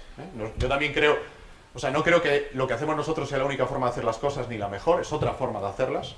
Pero lo que me parece importante es que la educación, que antes era monolítica, toda era igual, la idea del aula, el profesor, etc., ahora ese es un modelo y hay muchos otros. Y lo bueno es que podemos aprender de muchas cosas. Puedo aprender en internet, puedo usar los MOOCs, puedo venir al aula a escuchar a un profesor excelente. Puedo no ir al aula y escuchar al profesor a través de un vídeo. Puedo aprender haciendo proyectos, puedo aprender en la calle, puedo aprender de muchas formas. Entonces yo, en vez de pensar en eso como un conflicto, como una lucha entre modelos, yo creo que lo bueno es que todos los modelos aportan y que cada uno puede elegir en qué modelo se tiene que incorporar en cada momento. A mí eso me parece... Entonces está en nuestra decisión cómo aprendemos en cada momento. Y yo a posteriori, y lo que me fastidia es que sea a posteriori, descubrí eso. Primero aprendí en la universidad, en el aula. No me di cuenta que en realidad estaba aprendiendo más fuera del aula que dentro, eso lo vi después. Aprendí haciendo mi doctorado en un sistema convencional, pero que era hacer un proyecto, y eso me generó un gran aprendizaje. Aprendí haciendo de activista, aprendí montando empresas, estoy aprendiendo, ahora, creo que es el momento en mi vida que más estoy aprendiendo ahora, creando Team Labs, por el nivel de intensidad que tiene lo que estoy haciendo. O sea, que en cada momento decides cómo quieres aprender. Y recordad a Yoyito, toda la vida estás aprendiendo. Construir un futuro profesional o un presente profesional es aprender. Cualquier cosa que hagas es un aprendizaje. Si crees que estás en un sitio y no estás para trabajar, no para aprender, estás equivocado. O sea, vas a ser, digamos, prescindible muy rápidamente. Solo si aprendes, puedes adaptarte. ¿Por qué? Porque el mundo ahora evoluciona muy rápidamente. Y hay una serie de razones obvias, que son las que nos llevan al fin del trabajo. La tecnología, la apertura, etcétera, hace que se produzca más información y más conocimiento que nunca y que fluya muy rápidamente. Y del flujo, de la interacción, se genera más conocimiento. Es un proceso que se retroalimenta. Entonces, el mundo cambia, pero cambia constantemente. Y esa actitud del aprendizaje continuo creo que es fundamental. ¿Qué hacemos nosotros? Y aquí os lo cuento, o sea, sin que sea publireportaje, pero es de lo que más me sale hablar, o sea, porque es lo que tengo más próximo, ¿no? ¿Qué es lo que hacemos nosotros? Pues nosotros hacemos algo interesante, algo curioso, que es siempre decimos, lo importante no es lo que hacemos, sino cómo lo hacemos. Y yo eso cada vez lo tengo más claro. Lo importante no es que hagamos emprendimiento, innovación, desarrollo empresarial, programas de liderazgo, esas cosas, ¿no? Eso es una parte de la historia. Lo importante es cómo lo hacemos, que es para nosotros lo diferencial. Nosotros hacemos programas educativos en dos formatos. Trabajamos con estudiantes universitarios, con chicos de 18 años, en ese grado que ya os he contado, con esa metodología, y después trabajamos en otra cosa que nos inventamos hace pocos meses, y que le llamamos de una forma un poco provocadora Master Yourself. Tiene su provocación por el Master, es parte de ese movimiento del do it yourself, ¿no? Hazlo por ti mismo. Pues Master Yourself es que hazte un maestro de ti mismo, impulsa tu propio aprendizaje y juega con la idea de que es un máster. Y es un máster, o sea, tiene una carga horaria mayor que un máster, y hemos decidido que no tenga certificación académica. A pesar de que la Universidad de Mondragón nos ha dicho, hombre, dad la certificación nuestra, o sea, porque ellos tienen algo parecido, y dijimos, bueno, ya lo veremos en el futuro. Pero hemos decidido que no la tenga porque hemos decidido que hay un público, hay una gente que está en la calle, que son profesionales, etcétera, que están en un proceso de cambio, de reinvención, que no están buscando eso, sino que están buscando aprendizaje. Y básicamente lo que hacemos ahí es, durante un año, hacer lo mismo que en el grado, con la misma metodología, pero orientado a otro tipo de público. Entonces, hacemos esas dos cosas y replicamos eso, que esa es la parte más oculta, para mí la más interesante, porque nosotros hacemos esto por una razón, que no es... Somos una empresa, tenemos que ser rentables, si no cerraríamos. Yo ayer tenía que estar con mis socios firmando un crédito para poder financiar lo que estamos haciendo, un crédito que avalamos nosotros mismos, o sea, hay un componente ahí de riesgo fundamental. Y todos lo hemos levantado a pulso entre esta gente. Éramos 4, ahora somos 17, éramos 4 socios, ahora hay muchos más socios. Ninguno somos millonarios, ni ninguno tenemos grandes recursos, o sea, hemos invertido lo poco que hemos podido y hemos ido construyendo eso. No hacemos esto para ser rentables, que también tiene que serlo, eso es un requisito. Hacemos eso porque tenemos un propósito, y nuestro propósito, nuestra ambición desde lo pequeño es cambiar la educación. No cambiarla nosotros, no acabar con la universidad, sino con nuestro ejemplo y con nuestra ayuda, ayudar a que otros cambien.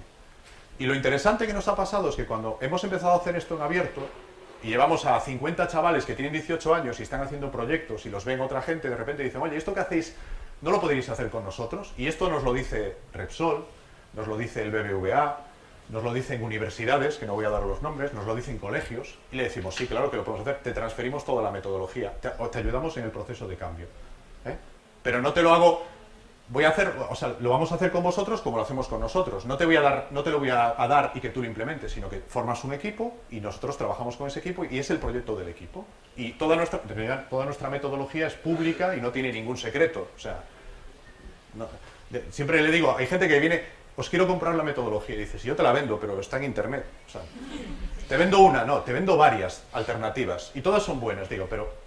Me daría rabia venderte eso. Y digo, y te puedo decir que tardo 3 meses, pero mañana tienes un tocho de 200 páginas donde explica todo. Y eso está en internet, te lo paso. O sea, es que no quiero venderte esto. Quiero que cambies. Y en ese cambio sí que yo creo que aporto valor y yo trabajo contigo y yo te lo cobro.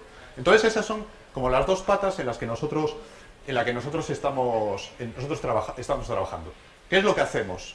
Nosotros hacemos educación que en vez de centrarse en los contenidos, que es en lo que se centra la educación, en el conocimiento, en la transferencia de conocimiento, se centra en las competencias, en las habilidades, en las competencias, en los skills, etc. No en el conocimiento, sino en la aplicación del conocimiento. O sea, no vale de nada que sepas algo, sino que vale de algo ese algo cuando te cambia la vida, cuando te permite hacer las cosas de otra manera. Entonces, eso es otro nivel. Para eso tienes que tener el conocimiento, pero tienes que tener algo más.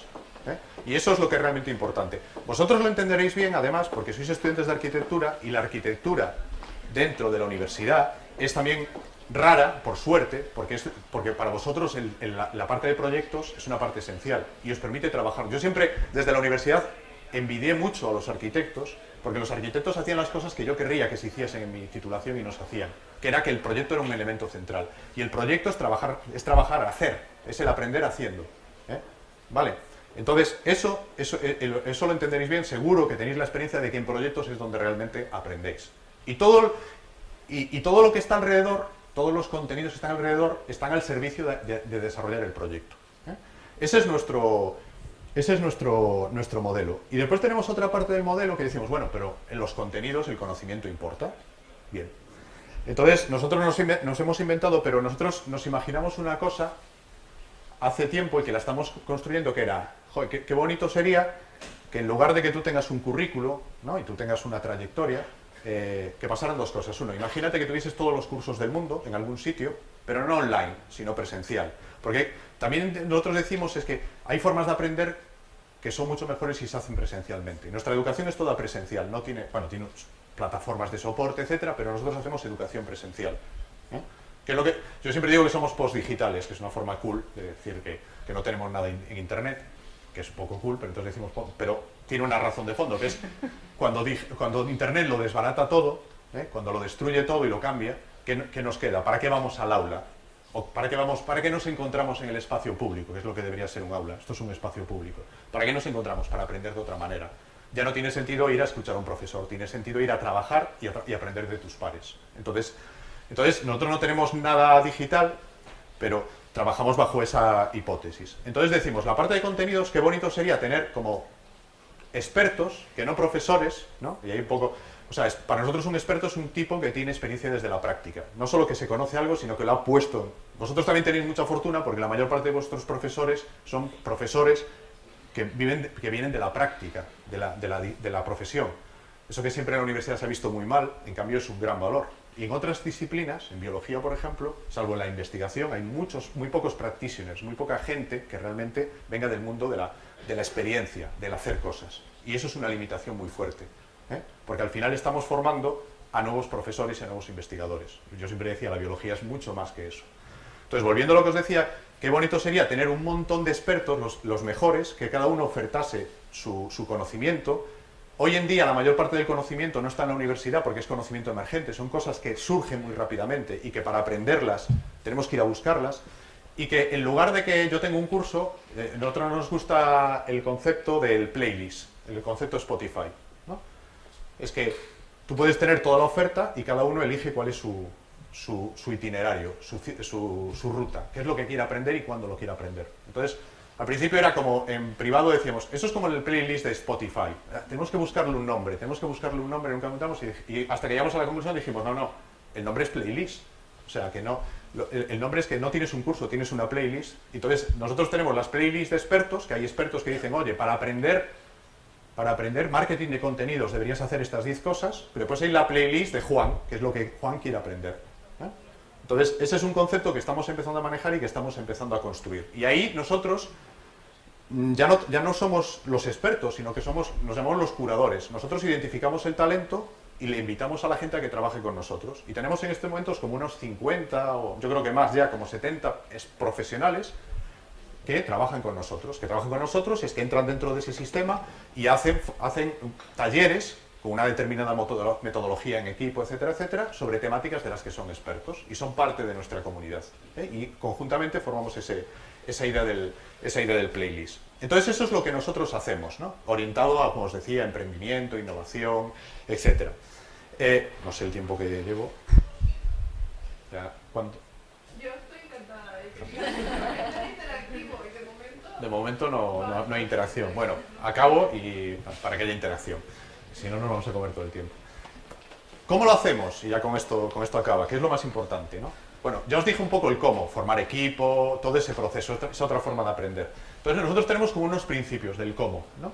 Y lo primero es que, el primer principio, no los voy a decir todos, pero el primer principio es que somos un laboratorio de equipos.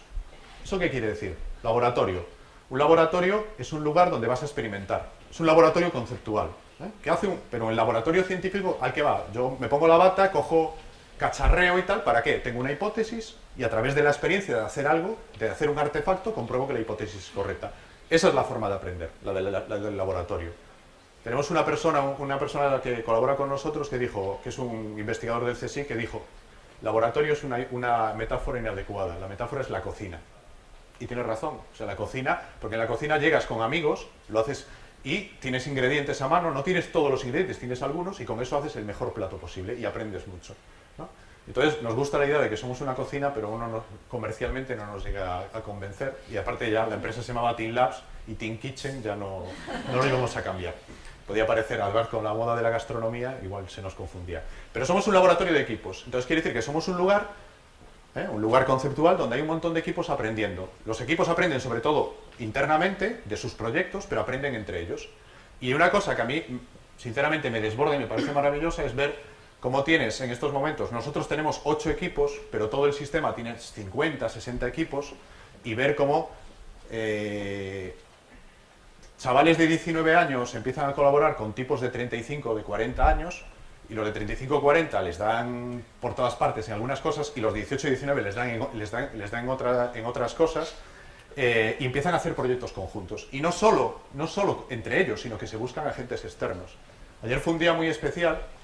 Tenemos el equipo de segundo, chavales de 19 años, de repente entran en el sitio donde estamos y entran y ellos van de traje. Digo, joder, ¿pero qué ha pasado aquí? Porque iban de traje, ¿no? O sea, con corbata y tal. Y entonces Sihan, que es una chica, es su entrenadora, una psicopedagoga marroquí que trabaja con nosotros, y dice, no, es que van a la COE. Digo, hostia, a la COE. ¿Y qué van a hacer a la COE? No, que han decidido que ellos crearon su empresa, pero quieren cambiar la forma societaria. Han decidido que hay que crear una cosa que se llama cooperativa universitaria, que no existe en Madrid. Y entonces, ni cortos ni perezosos han dicho, llevan un mes trabajando en el modelo con una abogada experta que colabora con nosotros, que han dicho, ayúdanos en esto. Han hecho un diseño de cómo debería ser legalmente una cooperativa universitaria y se han ido y han conseguido sentarse con el presidente de la COE para decirle, mira, esta es nuestra propuesta, ayúdanos a implementarla. O sea, tú haz lobby político para implementarla. No ha sido decisión nuestra, esto es parte del proceso de aprendizaje. Nadie les ha dicho que eso lo tienen que hacer, ni mucho menos. Tienen la obligación de crear la empresa, eso es un indicador, un requisito, pero nadie les ha dicho que lo tienen que hacer. Ellos han decidido que ese es su proyecto, no van a ganar dinero con ese proyecto, además, es un proyecto que hacen porque les apetece, se han ido. El presidente de la COE los ha recibido y le dijimos, ¿y qué tal? Dice, pues bien, dice que nos va a ayudar y que le parece súper interesante y no sé qué. Esas son las cosas maravillosas que suceden en el laboratorio, en el concepto de laboratorio de equipo. Segunda idea, no tenemos aulas, claro, no las necesitamos, ni tenemos facultades. Entonces ahí hay varias ideas importantes. Nosotros no estamos en un campus universitario, por elección. O sea, es una elección estratégica. Nosotros cuando decidimos hacer esto dijimos, aprender de tus pares implica que tienes que estar donde están tus pares. Y tus pares son otros emprendedores, son equipos de empresas, son startups, son freelance, etc. ¿Y dónde está eso? Eso no está en la facultad. Aquí con todos los respetos, la facultad es un sitio bastante aburrido, porque o todos sois estudiantes o todos sois profesores. O sea, hay poca diversidad. Tenemos que ir a un sitio donde haya mucha diversidad. O sea, nosotros queremos que nuestros estudiantes estén rodeados de esta abogada, de un economista, de un artista, de un diseñador.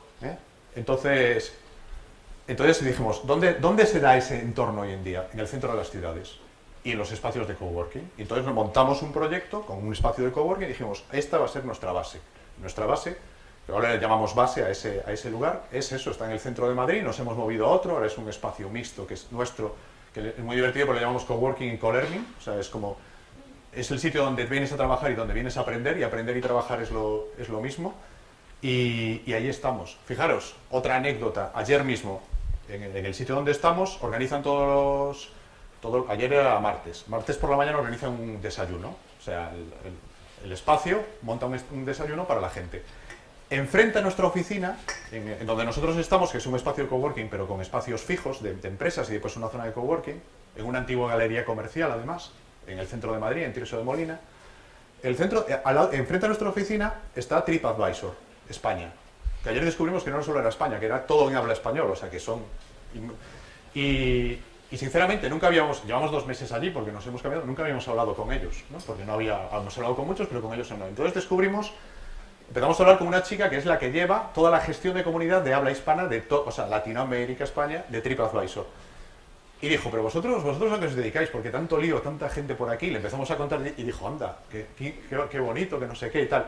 Le empezamos a contar proyectos que tienen nuestros equipos y dijo, ese proyecto, o sea, a mí me gustaría ayudaros porque yo de eso sé, no sé qué, y ya, fijaros cómo es que un equipo de máster tiene un proyecto que tiene que ver con viajar con pescadores, porque me han tomado a mí una idea y se van a Galicia ahora en Navidades a pasar allí 2 días con mariscadoras para crear un proyecto. Y la chica ha dicho, yo me quiero ir con vosotros. Entonces, esos espacios generan ese tipo de dinámicas, ¿vale? No es solo un discurso bonito, sino que es la realidad del día a día. Son espacios abiertos donde es muy intensiva la interacción, la colaboración, donde prima la colaboración sobre la competición, o sea, no tiene sentido ocultar las cosas, sino que tiene sentido abrirlas. Entonces, esa es la idea. Tercer concepto, el tercer concepto es que nosotros no tenemos profesores, ni tenemos estudiantes. ¿Por qué? Porque en nuestro modelo, la figura de profesor no tiene sentido. Nadie te da clase, nadie te viene a explicar. Vienen expertos a contar cosas muchas veces, pero no hay la figura del profesor, ni la figura del estudiante, hay la figura del que aprende, que es el protagonista, y en lugar de profesores tenemos como tres figuras. Tenemos el entrenador de equipo.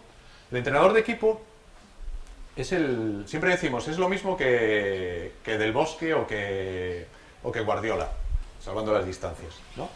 O sea, Guardiola no sale a jugar al campo, pero hace que los demás jueguen. Esa es la figura del entrenador. No da respuestas, hace las preguntas. Entonces, el entrenador nunca dice lo que tienes que hacer, pero genera el contexto para que eso suceda y utiliza para ello una serie de herramientas. Tenemos mentores. El mentor es otra figura. El mentor es el que tiene una relación con otro, y ahí sí que da opinión y te acompaña, y el mentor, al contrario que la educación convencional, en que todo está estandarizado, el mentor es a la carta. O sea, hay gente que el mentor, su trabajo es un trabajo emocional, personal, etcétera, y gente que es un trabajo técnico. Depende de la persona. Cada persona necesita un tipo de ayuda. Y después tenemos los expertos, los que vienen de fuera, los que saben de un tema y montan un taller y dicen, y ahora durante 15 horas vamos a aprender a programar en no sé qué, o vamos a aprender HTML, o vamos a aprender cómo se hace una estrategia de marketing digital, lo que sea, esas cosas que aprendemos, ¿no? Entonces ese es otro ingrediente de nuestro modelo. Más ingredientes. La idea de que somos una comunidad global, somos locales, o sea, la gente trabaja en una base y ahí se desarrolla, pero también es global, y la gente está obligada a viajar. Y está obligada porque es parte imprescindible. Hay cosas que solo puedes aprender si te vas a los sitios. Y si no vas como turista, sino que vas a trabajar allí. Entonces, en nuestro caso, la gente se pasa una parte del tiempo, que puede ser aproximadamente un tercio de su tiempo, fuera de su base. Lo que decía, los que están en China ahora, los que están en Finlandia, etc. Es curioso, en segundo y en tercero ellos se pagan, con la facturación del curso anterior, se pagan la estancia en el sitio. Si no han aprobado, ahora os hablaré de eso, si no han aprobado, o sea, si no han facturado no pueden ir, están suspensos. El concepto de suspenso también es un poco peculiar, porque suspender quiere decir que tienes que seguir trabajando. Entonces, esa idea de la globalidad y de la interacción y de que te estás moviendo por el mundo. Y el último, no el último, pero un último principio, y con eso casi voy a terminar, es ¿y cómo evalúas eso? Entonces, vale, ¿cómo pones nota? Ese era mi drama en la universidad. Bueno, mi drama. Aquí entre nosotros, ahora que me daba igual. Pero yo en la universidad hacía experimentos de este tipo. Vamos a hacer proyectos y los hacemos en equipo, ¿no? Y entonces me decían, ¿y cómo vas a poner las notas? Porque digo, pues no tengo ni idea. Pero decía, pero aquí hay dos opciones. O para poner bien las notas aprendemos de la forma convencional y es súper aburrido, o nos despreocupamos un poco de las notas, aunque haya injusticias, y aprendemos de otra forma. Y la gente decía, vale, me da igual, ¿no? Y al final, también el poner notas se basaba más en indicadores, en la evaluación entre ellos, en una serie de cuestiones, ¿no? ¿Cómo evaluamos nosotros? Pues, claro, no tiene sentido que tengamos exámenes, porque esto no puedes evaluarlo con exámenes. Pero al mismo tiempo es muy fácil evaluar la performance, el rendimiento, el desempeño de las personas. ¿Por qué? Porque todo lo que hacen deja traza. ¿Cómo aprenden ellos? Aprenden haciendo proyectos. Los proyectos están perfectamente documentados. Todo el conocimiento que generan, todo lo que han desarrollado, todo eso está documentado de muchas maneras. Segundo, los proyectos, algunos de ellos llegan a generar facturación, otro indicador. Después, ¿cómo aprenden? Aprenden, por ejemplo, escribiendo ensayos, leyendo libros. O sea, hay toda una serie de actividades más convencionales. Esa parte más convencional, en nuestro caso, es muy parecida al modelo anglosajón o al modelo nórdico, en el que el modelo anglosajón, el profesor no va a dar clase, sino que te sugiere lecturas, tú te las lees, tú haces tu trabajo y después vas a hablar con el profesor. Oye, he trabajado sobre esto, tengo estas dudas, o no estoy de acuerdo, y hay un diálogo. Nosotros hacemos lo mismo, nosotros sugerimos lecturas, etcétera, y después hay momentos en los que se comparten, la gente tiene que escribir ensayos, tiene que publicarlos, tiene que discutirlos, etcétera. O sea, hay toda una serie de formas de aprendizaje que nosotros hacemos. Todo eso genera indicadores. Tenemos un sistema en el grado, tenemos un sistema de 100 y pico indicadores, de 100 y pico cosas que se pueden medir y que tienen unos niveles. Tú tienes que superar un cierto nivel para considerarte aprobado, ¿vale? Y a partir de ahí, eso es lo que genera tu evaluación. Para nosotros evaluar no tiene el sentido solo de saber si has superado o no. O sea, eso está bien, pero eso es, en el fondo es irrelevante. O sea, el decir, oye, tú has aprobado, no es, para nosotros evaluar es decir, es hacerte una radiografía y decir, mira, tú sabes esto y todo esto no lo sabes. Y por lo tanto, a partir de ahora, tu aprendizaje tiene que ir por este camino. Esa es una idea que es muy importante. La evaluación como algo que te impulsa. No la evaluación como voy a ver si sabes o no sabes, que es lo que siempre nos angustia. Entonces, los procesos de evaluación nuestros son muy intensos y lo que hacen es definir totalmente tu aprendizaje. O sea, no hay dos personas que hagan lo mismo, sino que cada persona a partir de su evaluación dice, yo tengo que ahora hacer mucho de esto, yo tengo que hacer más proyectos porque me he centrado en leer y en la parte individual y no he hecho la de equipo, tengo que hacer la de equipo, eso nos pasa constantemente, ¿eh? Y no tiene ninguna connotación mala, sino que es buena. ¿Dónde tienes tú que fortalecerte? Esa es la parte de cómo hacemos la evaluación. Nosotros la evaluación la hacemos periódicamente, cada X meses, y es como un acontecimiento. Ahora en enero, a principios de enero, los del grado harán su evaluación. Y su evaluación es, por ejemplo, es una semana zafarrancho de combate. Se ponen durante días a trabajar para generar los indicadores. O sea, todo lo que han producido, que está documentado, ellos lo tienen que traducir a indicadores. Generan unos paneles, unos cuadros de mando con todos los indicadores. Cuando tienen todo eso, el equipo se reúne un día completo. Un día que normalmente trabajan casi las 24 horas. Y entonces lo primero es que hacen una revisión de todos los indicadores, lo que ha ido bien, a lo que te falta, etc. Peculiaridad.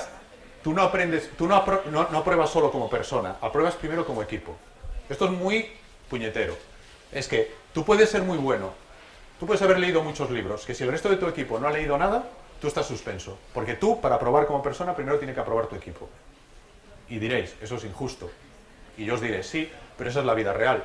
A mí me da igual, yo en Team Labs, mis equipos, me da igual que haya uno muy brillante que no se preocupa del resto. Si el proyecto es el proyecto del equipo. Entonces eso lo trasladamos ahí. Eso es brutal en lo que genera dentro del equipo. Ellos son los primeros que se preocupan de los demás. Os decía, el entorno de soporte. Ellos son los primeros que se preocupan en bien y en mal. ¿Qué te está pasando? ¿Por qué tú no estás funcionando? ¿Cómo te puedo ayudar? O incluso, este no es tu lugar. O sea, tú aquí no puedes estar porque no es tu sitio. O sea, es algo muy duro, pero yo he visto muchas veces como el propio equipo a sus amigos le decían, te tienes que ir. Y te tienes que ir porque este no es tu lugar. Y le hacían un gran favor al decirle que se marchase y no que se quedase allí en un sitio que no era el suyo. Entonces, aprueban como equipo y después aprueban individualmente. Tienes esos dos niveles. Y después hay otra parte, que es la de lo que llamamos el feedback 360, que puede parecer algo como muy folclórico y que no conduce a nada, y yo era muy desconfiado y en realidad funciona muy bien, que es, después de todo eso, después hay una sesión en la que cada uno tiene que darle feedback a todos los demás. O, al revés, cada uno tiene que recibir feedback de todos. Este feedback es escrito, es documentado, se escriben unos textos, entonces cada uno primero recibe como un feedback en el que los demás analizan lo que ha ido bien, lo que ha ido mal, lo que tiene que mejorar, lo que tiene que cambiar, ¿eh? Y después hay una sesión en la que se lo dan y se hace de la siguiente manera. Aquí entro en el detalle porque me parece que es como algo que a mí me parece como muy interesante. Yo recibo feedback del resto de mi equipo y yo no puedo contestar. Lo típico. Tú esto lo haces mal. A mí lo que me sale, no, esto no es que lo haga mal, es que no entiendes, es que no. Te tienes que estar callado y el feedback suele durar una hora. O sea, tienes un chorreo de una hora porque no sé por qué razón podríais decir, bueno, la gente no se mete con el otro. La gente sí se mete mucho con el otro. Desde el cariño, o sea, entenderme bien, o sea, desde apoyarlo, pero saben, la gente entra en un proceso en el que sabe que tiene que dar feedback crítico para ayudar al otro. Entonces el feedback es muy duro y muy crítico. De ahí sale un plan de mejora. Entonces durante una hora tienes que estar escuchando a tus compañeros lo que están diciendo de ti. Y te tienes que estar callado. ¿Por qué? Da igual si el otro tiene la razón o no la tiene. Es lo que opina el otro. Es la percepción que tiene el otro de ti. Y eso es importante en la vida. O sea, no solo es la realidad es muy compleja, es como el otro te ve. Y tú tienes que escuchar cómo te ve el otro. ¿Eh? Y tienes que aceptar que si el otro te ve así es porque algo pasa. Y tienes que entender si es que te has explicado mal, explícate bien, si es que lo has hecho mal, etcétera, etcétera. Y ese es un proceso que, imaginaros, pues a lo mejor puede durar 15 horas y en el que están religiosamente trabajando en eso. Entonces, esa es la parte de, no tenemos exámenes, pero sinceramente yo después de ver esto me río de los exámenes. Esto es muchísimo más duro, la gente sufre más. O sea, lo normal es que si hay 18 lloran 14 en ese proceso, hay un rollo emocional impresionante y realmente te impulsa. Cuando sales de allí, después hay una catarsis, ¿eh? También tenemos nuestros rituales, o sea, cuando acaba eso te vas a tomar cervezas, no hablas de esto, sino que te vas a divertir a emborracharte a lo que quieras porque necesitas liberarte y después inicias cómo voy a mejorar, ¿no? Y cuando acaba eso es cuál es mi plan de mejora y le presentas a tu equipo, yo a partir de ahora me comprometo con vosotros a hacer estas cosas. Entonces, como os decía, ya cerrando, esto es el cómo hacemos las cosas y yo creo que el cómo hacemos las cosas, más allá de que nosotros tengamos nuestros rituales y nuestros procesos, pero el cómo hacemos las cosas hay muchas cosas que en realidad vosotros seguro que ya hacéis o que se podrían hacer. Y lo que es importante es que entendamos que ese cómo es lo que realmente importa. Eso hace que aprendas de otra manera. Y voy a acabar con una historia. Os decía, historias curiosas. Voy a acabar con la historia de un socio mío. Que como no está aquí voy a hablar de él. Pero decía antes, porque no le gusta nada que hable de él. Este socio se llama Ibai, es vasco, tiene 23 años, unos pocos menos que yo, bastante menos. Y es socio mío. Este chico fue de la primera promoción del grado, en Irún. Es un chico que le gustaba mucho el fútbol, iba para portero de la Real Sociedad, pero pues bueno, lo típico. Salía demasiado de copas y el fútbol, o sea, pero era muy bueno. Bueno, él dice que era muy bueno, pero... Y era un tío, bueno, era un tío también brillante en el bachillerato, sacaba buenas notas. Es de un pueblo que se llama Aya, que está cerca de Donosti, después se fue a vivir a Donosti con su familia. Y es un chaval que con 18 años nunca había salido del País Vasco. O sea, pues como le pasa a muchos, no sé, a mí, yo nunca había salido casi de Galicia hasta que llegué a la universidad, por ejemplo. Y es un chico que se metió en esto, pero sin saber muy bien por qué, y empezó a hacer esto. Cuando estaba en primero de carrera, resulta que nosotros, yo y algunos socios, estamos haciendo un proyecto en Madrid. No voy a contar, pero resulta que era con el Real Madrid, por una serie de historia, y contratamos a los chicos de primero porque nos hizo gracia. Dijimos, jo, estos que están estudiando de esta manera, ¿por qué no nos ayudáis en esto? Y vinieron, estuvieron... Bueno, en tercero era cuando nosotros ya decidimos montar este proyecto y él se vino a Madrid y dijo, oye, yo quiero participar en esto, no sé cómo, pero quiero participar. Y en cuarto ellos tienen algo que se llama Startup Process, que es cuando ahí se salen del equipo y durante 6 meses tienen que construir su proyecto de futuro. El proyecto en el que se van a dedicar el resto del tiempo, ¿no? A partir de ese momento. Y entonces él dijo, oye, mi Startup Process lo quiero hacer con vosotros, con Team Labs. Yo quiero ser uno de vosotros. Dijo, pues vente para aquí a trabajar, o sea, se vino, estuvo trabajando, bueno. Este chico hoy en día es el que lidera una mitad de la empresa, la que lleva el grado, y es el que hace, o sea, es un chaval de 23 años que ayer venía de reunirse con un directivo del BBVA que él dice que le ha vendido un proyecto, yo no lo acabo de creer, pero él dice, o sea, pero que está constantemente. Y este tío tiene una historia muy particular, que es la que nunca quiere que cuente, pero yo siempre lo cuento, que es que cuando estaba en tercero, en China, ellos les tocó la Semana Santa, y su equipo dijo, nos vamos a Tailandia a la playa. Se fueron todos a la playa y dijo, no, yo voy a coger un tren y voy a recorrer China. Yo solo. Un chaval que nunca había salido del País Vasco. Me voy a recorrer China yo solo. Se coge el tren esa semana, llega a una ciudad que está en el norte de China, que tiene 8 millones de habitantes, y que es la ciudad más contaminada de China. No sé por qué coño fue allí, pero fue allí. Llega a un hotel, al hotel donde se alojaba, y había una chica que trabajaba allí que estaba estudiando medicina.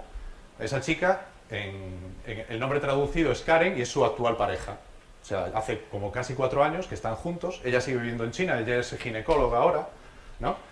Y se echó novia allí y continúan juntos, y el objetivo que tenemos es traernosla a España, o sea, que el año que viene haga el doctorado aquí, porque si no se nos va a ir a China, o sea, y no lo queremos perder.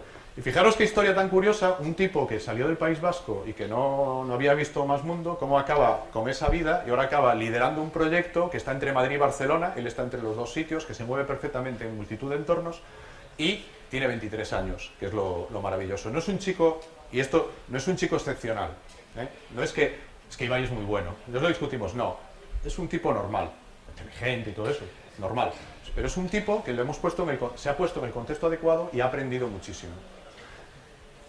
¿Qué es lo que nos pasa? Lo que nos pasa es que todos los que se han graduado hasta ahora, todos están trabajando, siempre lo decimos, el 100% de empleo, porque unos están trabajando en sus proyectos, son emprendedores, algunos ya han hundido alguna empresa, que es lo normal, otros están trabajando para otros. Y una cosa que empezamos a ver, ahora que empezamos a tener datos, una cosa muy interesante, es que estos chicos que salen de la universidad con 22, 23 años, cuando entran en la empresa, entran en puestos equivalentes a los que entra otra gente con 27, 28 años. Es como que van 5 años adelantados. ¿Por qué? Porque no se han pasado 4 años estudiando, se han pasado 4 años trabajando. Y siempre decimos que la vida laboral es el quinto. Esto es Lane, pues tiene 4 años y siempre decimos, Ibai está en quinto de Lane. Y quinto de Lane es el que dura toda la vida, porque todos estamos, y vosotros tendréis el sexto de arquitectura o el séptimo, que será que seguimos aprendiendo. Y me parece muy interesante esa forma de ver las cosas, ¿no? No hay un antes, para ellos no hay un antes y un después, sino que hay un continuo, y solo hay una peculiaridad que en un momento dado se gradúan. Pero su vida se parece mucho antes a lo que sucede después. Antes lo hacen en un entorno controlado y apoyados y después lo hacen por libre. Y la idea también es que, aunque lo hacen por libre, están en esa comunidad y por lo tanto retornan a esa comunidad siempre que quieren. Y de hecho hay ese sentimiento de comunidad y la gente que ya está graduada sigue trabajando en proyectos con los otros. Con lo cual también es la idea de hacer crecer cada vez más esa comunidad. Bueno, os podría contar más cosas, pero casi lo voy a dejar aquí y empezamos con la parte interactiva. La parte interactiva, porque yo todo esto lo hago por pura ilusión, no por morbo, que decía él antes, porque algo tendrá que cambiar. Mis hijos no van a llevar mi vida, eso lo tengo bastante claro, y usted se parece más a mis hijos, un poco mayores. ¿Alguna pregunta les habrá surgido? Ya hace tiempo que quiero hacer un PFC colaborativo, pero no me dejan. Y yo creo que en la Escuela de Arquitectura, por lo que él dice, tenemos mucha suerte, trabajamos con proyectos, da igual, aunque yo sea de proyectos, yo estaba feliz escuchando. Trabajamos con proyectos y podemos trabajar en equipo, y incorporar a los expertos lo hacemos con bastante naturalidad. Yo creo que nosotros estamos en una posición aventajada, pero yo a esta escuela la veo muy acomodada. Aquí, la gente que ha venido se supone que tiene algún interés por esto, algo les habrá interesado. Yo le voy a invitar más veces a que venga, si él quiere. Como hoy ha venido Conejillo de India. Este sitio al final ha estado agradable, ¿no? Ya sabemos cómo hay que configurarlo. Ya, así. A ver, ya le pregunta después cuánto. O sea, si se usa proyector hay que ponerlo así, ¿eh? Para la próxima. Para la próxima. Para la parte técnica. ¿Preguntas? Sí, yo tengo una duda. Venga. Has contado que lo que tenéis montado es un grado. Sí. ¿Hasta qué punto la administración central os ha puesto trabas por esto de que tengáis un currículo tan abierto y tan hecho a medida de cada uno? Vale, esa es muy interesante. El grado es oficial, por lo tanto tiene que cumplir todos los requisitos oficiales, lo cual es una restricción. El posgrado, lo que hacemos, Master Yourself, hacemos lo que nos da la gana, porque no somos invisibles, ¿no? Y queremos ser así. Pero en la parte del grado, una cosa que hizo el equipo de la Universidad de Mondragón, que tuvo un enorme mérito, fue conseguir que esta metodología fuese aprobada por la Agencia Nacional de Evaluación, que son unos bichos, que esto está grabado, son unos tíos de lo más arcaico que te puedes imaginar.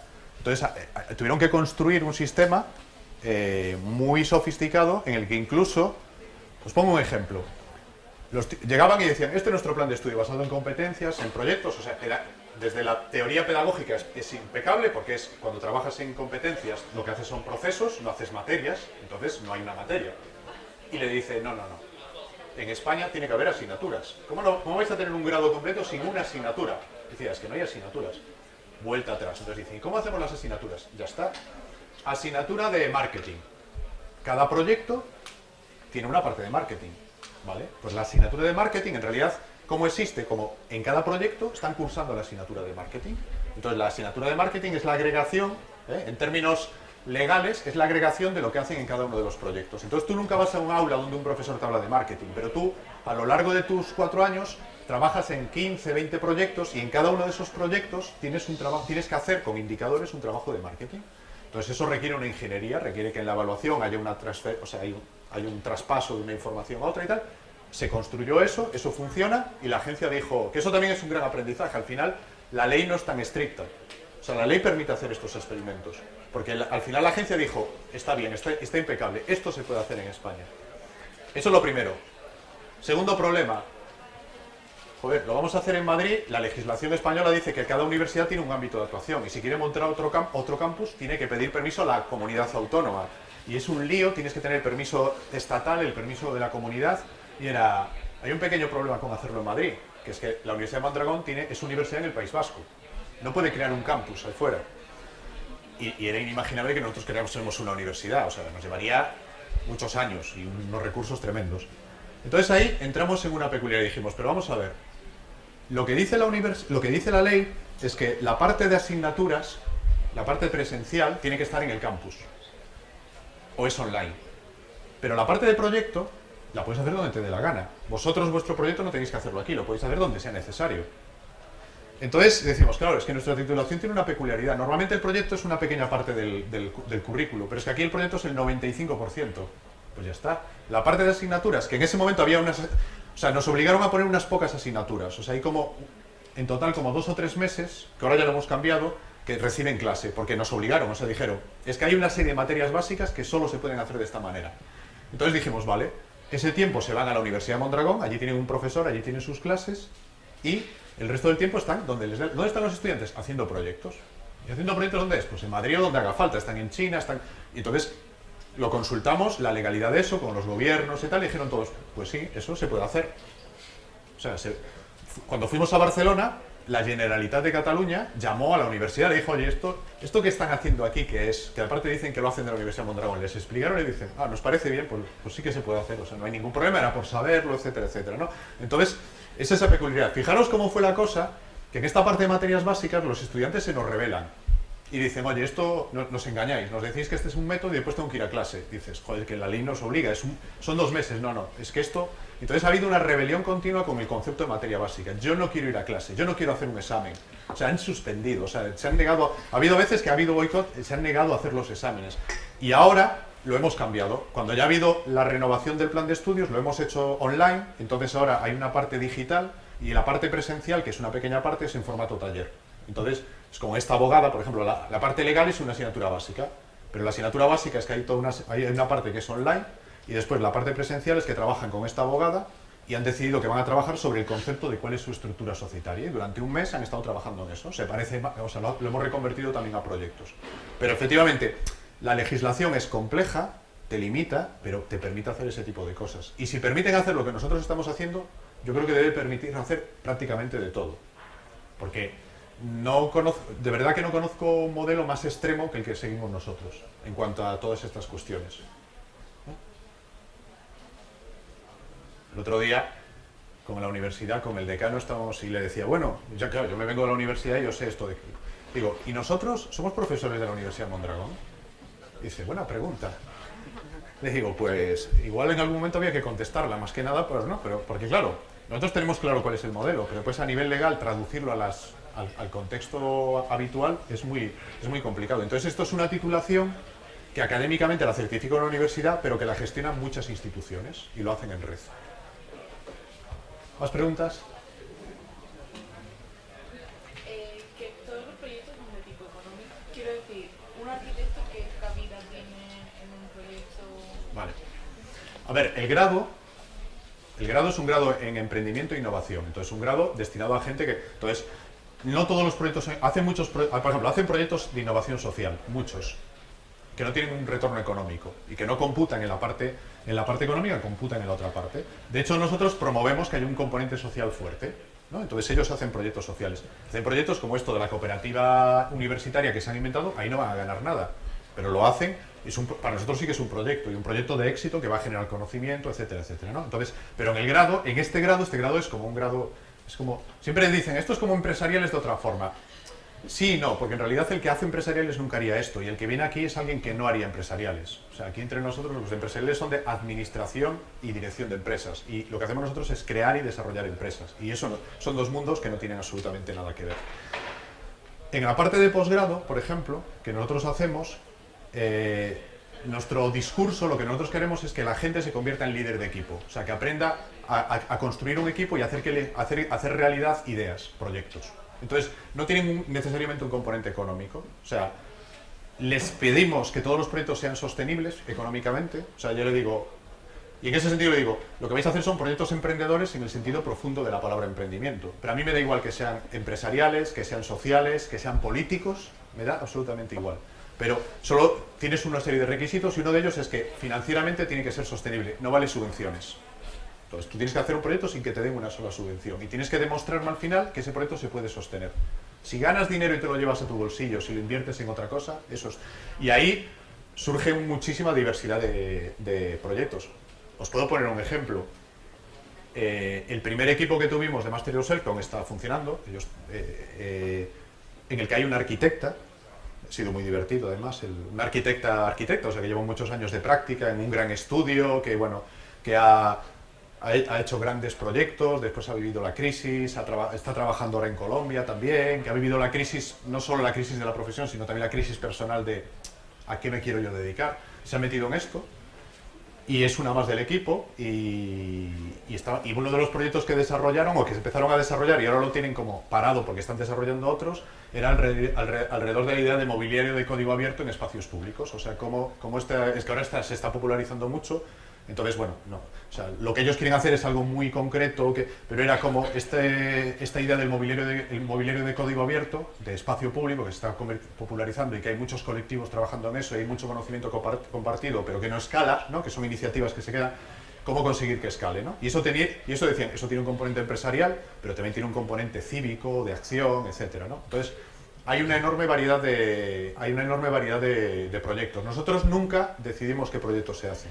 O sea, los proyectos son de los equipos y además toda la gestión es autónoma, es de ellos. Nosotros nunca entramos. Nosotros nos tienen que enseñar las cuentas. O sea, tenemos que ver cómo está funcionando, pero el dinero lo gestionan ellos, cada equipo tiene que tener sus cuentas, tiene que tener su director financiero, que va rotando, etcétera, etcétera.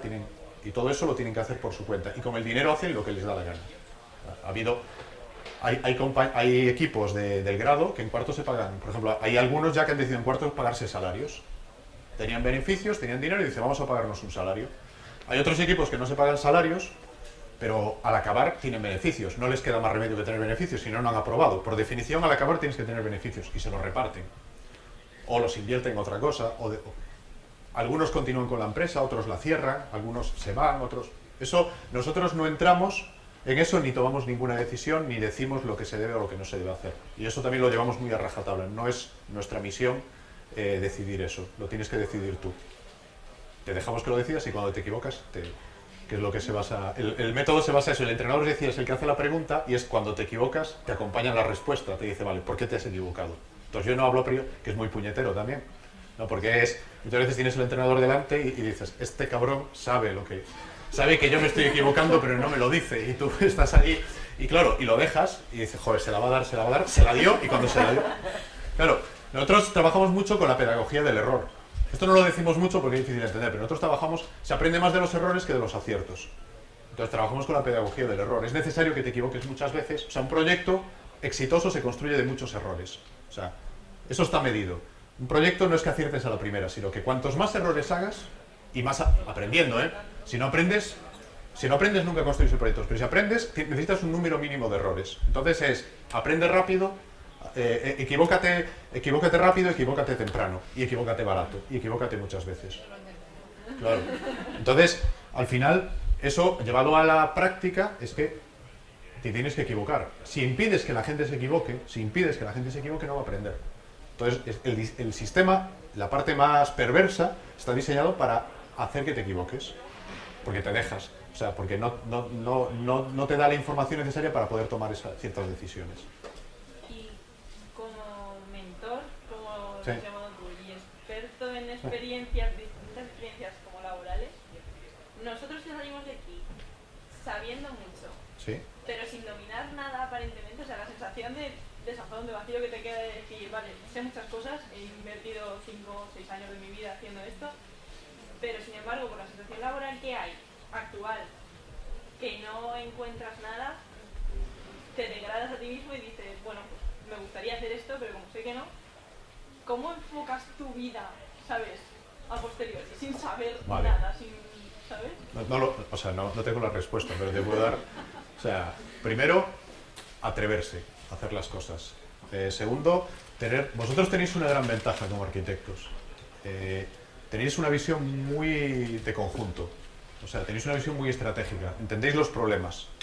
Por ejemplo, un biólogo normalmente tiene muchos problemas porque tiene una visión muy cerrada, muy técnica del problema. Mis estudiantes, cuando les planteaba proyectos, siempre se creían que el proyecto era un problema técnico. Y al final acababan descubriendo que era un problema político, social, o sea, que tenía un montón de derivadas en las que además la biología casi nunca tenía un papel importante. Y era como... Pero no entendían su profesión, pero decía, eso es ser biólogo, tener esa visión estratégica. Y vosotros la tenéis, porque vosotros afrontáis podéis tenerla más, pero afrontáis el proyecto de manera integrada. Y pensáis en todos los componentes que no son estrictamente arquitectónicos. Entonces para mí, tenéis un valor especial en el mercado del trabajo. O sea, valéis para muchas cosas, ¿eh? Entonces, primero tener la mente abierta, que vuestras oportunidades profesionales no tienen que ser estrictamente las que estáis pensando. Después, tenéis que ver cómo construís vuestros proyectos profesionales. O sea, os tenéis que atrever a hacer cosas, ¿vale? A ejecutar proyectos de la manera que sea. O sea, os tenéis que atrever a ir a sitios y decirle quiero hacer esto contigo, o te tienes que atrever a hacer cosas por tú. Ya sé que eso es difícil, ¿eh? Pero esa es la manera de hacerlo. Muy divertido, hace poco, en Santiago de Compostela, estaba en un curso de expertos en gestión cultural que organizaba una gente que conozco a través de la universidad, pero es muy desde la práctica. Entonces yo les voy a contar una cosa que no os he contado, cómo hacemos proyectos, o sea, qué significa hacer un proyecto de innovación, qué metodología seguimos, ¿no? Esta metodología del prototipado rápido, de todo, ¿no? Toda esta parafernalia. Entonces había una parte de la gente que estaba allí, había gente que era como, coño, es la primera vez que me cuentas nada, porque venían del mundo institucional, de que el proyecto es un tocho grande en el que pido 50.000 euros y como cuando me dan lo implemento, y había otra gente que dice, coño, lo que me cuentas es cómo hago yo las cosas, pero nunca le había escuchado que esa era la forma correcta de hacerlas. Yo creía que era porque éramos precarios. Y es verdad, o sea, mucha gente, la precariedad hace que te inventes, que desarrolles los proyectos, a veces sin saberlo, de una forma mucho más rápida, mucho más barata, mucho más ágil. Entonces, eso os lo tenéis que llevar a vuestros proyectos y tenéis que pensar, yo no tengo soluciones, pero tenéis que pensar, no sé, o sea, sí que conozco mucho el mundo de la arquitectura, porque, o sea, otra parte yo no he conocido, pero siempre he tenido mucha relación en los últimos años con arquitectos y me ha interesado mucho el tema del espacio público, o sea, ha habido muchas conexiones en eso.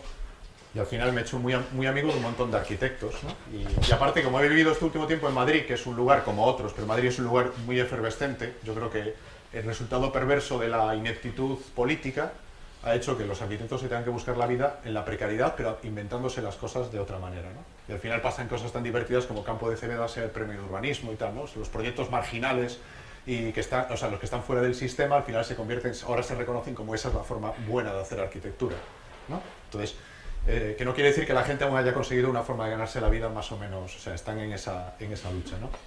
Entonces, esa es otra cosa. Otra cosa es la importancia del equipo, o sea, atreveros a formar equipo, o sea, pensad en términos colectivos, atreveros a construir empresa. O sea, por ejemplo, yo eso lo he discutido mucho con la gente, con los colectivos. Los colectivos, hay dos tipos. Hay el que le dice, pero vosotros ¿qué sois? Un colectivo. ¿Y eso qué quiere decir? Legalmente dime que, bueno, y te dan largas y nunca sabes exactamente lo que son. No sé si es porque no son nada, y es una debilidad, no sé si es porque se avergüenzan y no piensan en eso. En cambio hay colectivos que llegas y dices, ¿vosotros qué sois? Yo soy una SL, funcionamos de esta manera, los sueldos se hacen súper profesionales. ¿Por qué? Porque han entendido que esa estructura es necesaria. Entonces no hay ninguna contradicción entre dotarte de una estructura empresarial que funcione y después trabajar en ciertos ámbitos. Y eso es algo que hasta ahora chirriaba, era como ciertas cosas las hacía en lo marginal o las hacía... Primero tenía mi trabajo y después esto era casi amateur, y ahora el hacerlas de manera profesional significa otra. Es muy divertido y son arquitectos, la mayoría conocéis Basurama. Buscad en internet Basurama, como suena, de basura. Son gente que hace arte con basura o intervención social con basura y son arquitectos. No todos, pero casi todos, me parece. Hacen cosas... Bueno, Basurama apareció en la revista Forbes en España como un nuevo modelo de empresa y salían allí los tíos, pues estaría Emilio Botín al lado y Amancio Ortega al otro y salían los de Basurama. Me gustó mucho porque ellos se atrevieron y explicaban los engranajes, cómo ellos, su sistema, creo que son una cooperativa, cómo reparten beneficios, cómo gestionan los proyectos, y había una estructura empresarial muy pensada debajo de algo que se llama Basurama, que es como muy moderno, que hacen intervenciones con basura, que ahora están en Sudáfrica, haciendo un proyecto, que estuvieron en verano en Río de Janeiro haciendo otro proyecto. O sea, hacen cosas como muy locas, muy interesantes. Entonces, atreveros a, primero, trabajar en equipo, no de manera individual, en equipo, pero un equipo con una lógica de estabilidad. O sea, no un equipo que me junto con otros porque me han pedido un proyecto, no, un equipo que...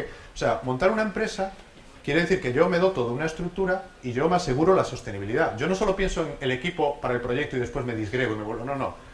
Me monto una empresa, necesito una financiación, quiero crecer, quiero tener una estabilidad. O sea, esa estabilidad hace que cuando las cosas vengan mal tengo mayor robustez, me puedo enfrentar, o sea, no me quedo solo ante el peligro, que es lo que suele pasar, ¿eh? gran drama de los estudios de arquitectura en la crisis, lo típico, aquí con todos los respetos, pero lo típico, estudio de arquitectura con 60 y de repente se quedan 1 o 1,5. ¿Y qué es lo que había por debajo? Había un modelo muy eficiente en términos de rentabilidad que era la estrella y los soldados, y un montón de soldados. La mitad eran becarios, supongo que esos no estaban pagados, o sea, ya tenían el privilegio de trabajar en un gran estudio, y ya está, y otros estaban mal pagados, etc. Claro, eso era cojonudo, o sea, tengo un montón de gente trabajando muy barato y hago muchos proyectos y yo firmo. Debilidad de eso, no hay equipo, te quedas solo, y te quedas solo en esos momentos, ¿entiendes? Entonces, si tú quieres atraer talento, tienes que conservarlo y tienes que incentivarlo, y si no pagas, el talento se va a ir, y va a ser efímero. Claro, si vivimos en un periodo de burbuja que dura mucho tiempo, a lo mejor eso efímero dura mucho tiempo y tienes la ilusión de que este modelo funciona, porque igual te pasas 30 años así. Pero cuando te hundes, no es la crisis, es que tu modelo es muy débil en términos de estrategia empresarial. Ya no digo en términos éticos, ¿vale? Digo, en términos de estrategia empresarial es un modelo absolutamente débil.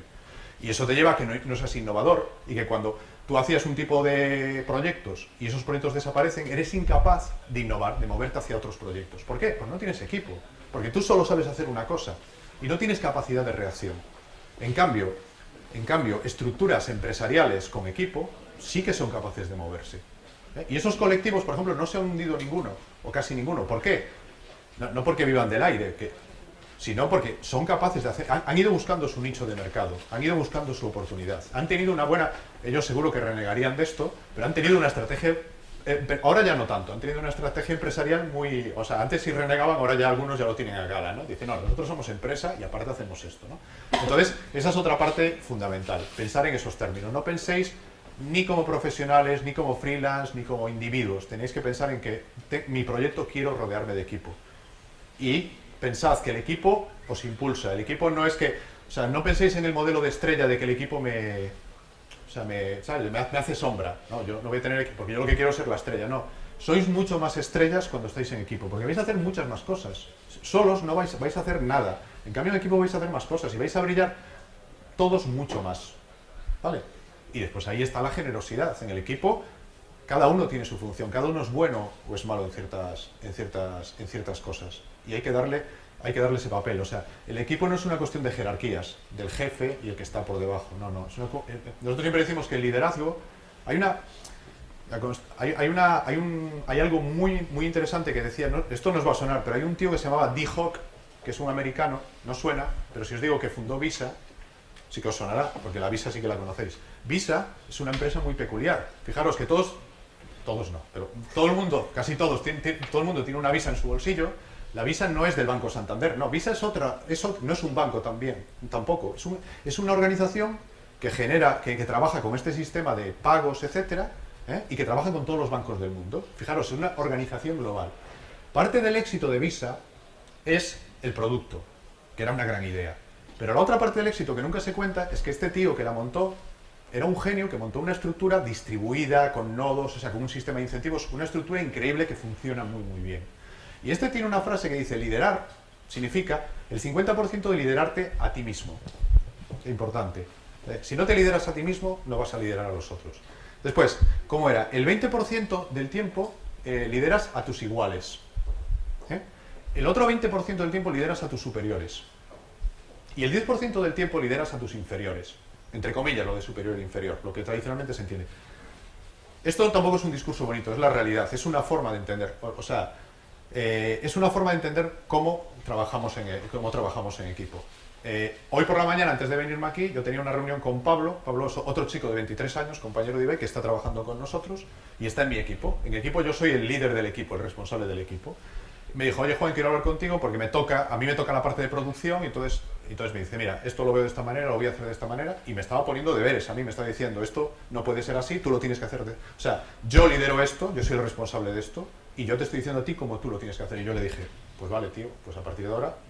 Y le dije, y hay que echarle la bronca a todos los demás porque no lo hacen. Entonces, él está liderando, él es el más joven del equipo, el más inexperto, y él nos está liderando a los demás. y está bien. Entonces una función, para nosotros hablamos de responsabilidades. Yo soy el responsable y yo me tengo que ocupar de que esto funcione. Y ocupar de esta función es que yo soy el que tengo que estar al servicio de los demás. Y con eso brillamos todos mucho más. Porque si no yo no podría estar aquí. O sea, si en términos convencionales estoy aquí dando una conferencia hablando con vosotros, ¿por qué? Porque Pablo está currando en Madrid y gracias a eso estoy aquí. ¿Es más importante que yo esté aquí que él está allí? Son exactamente iguales, las dos cosas son necesarias. La una sin la otra no funciona.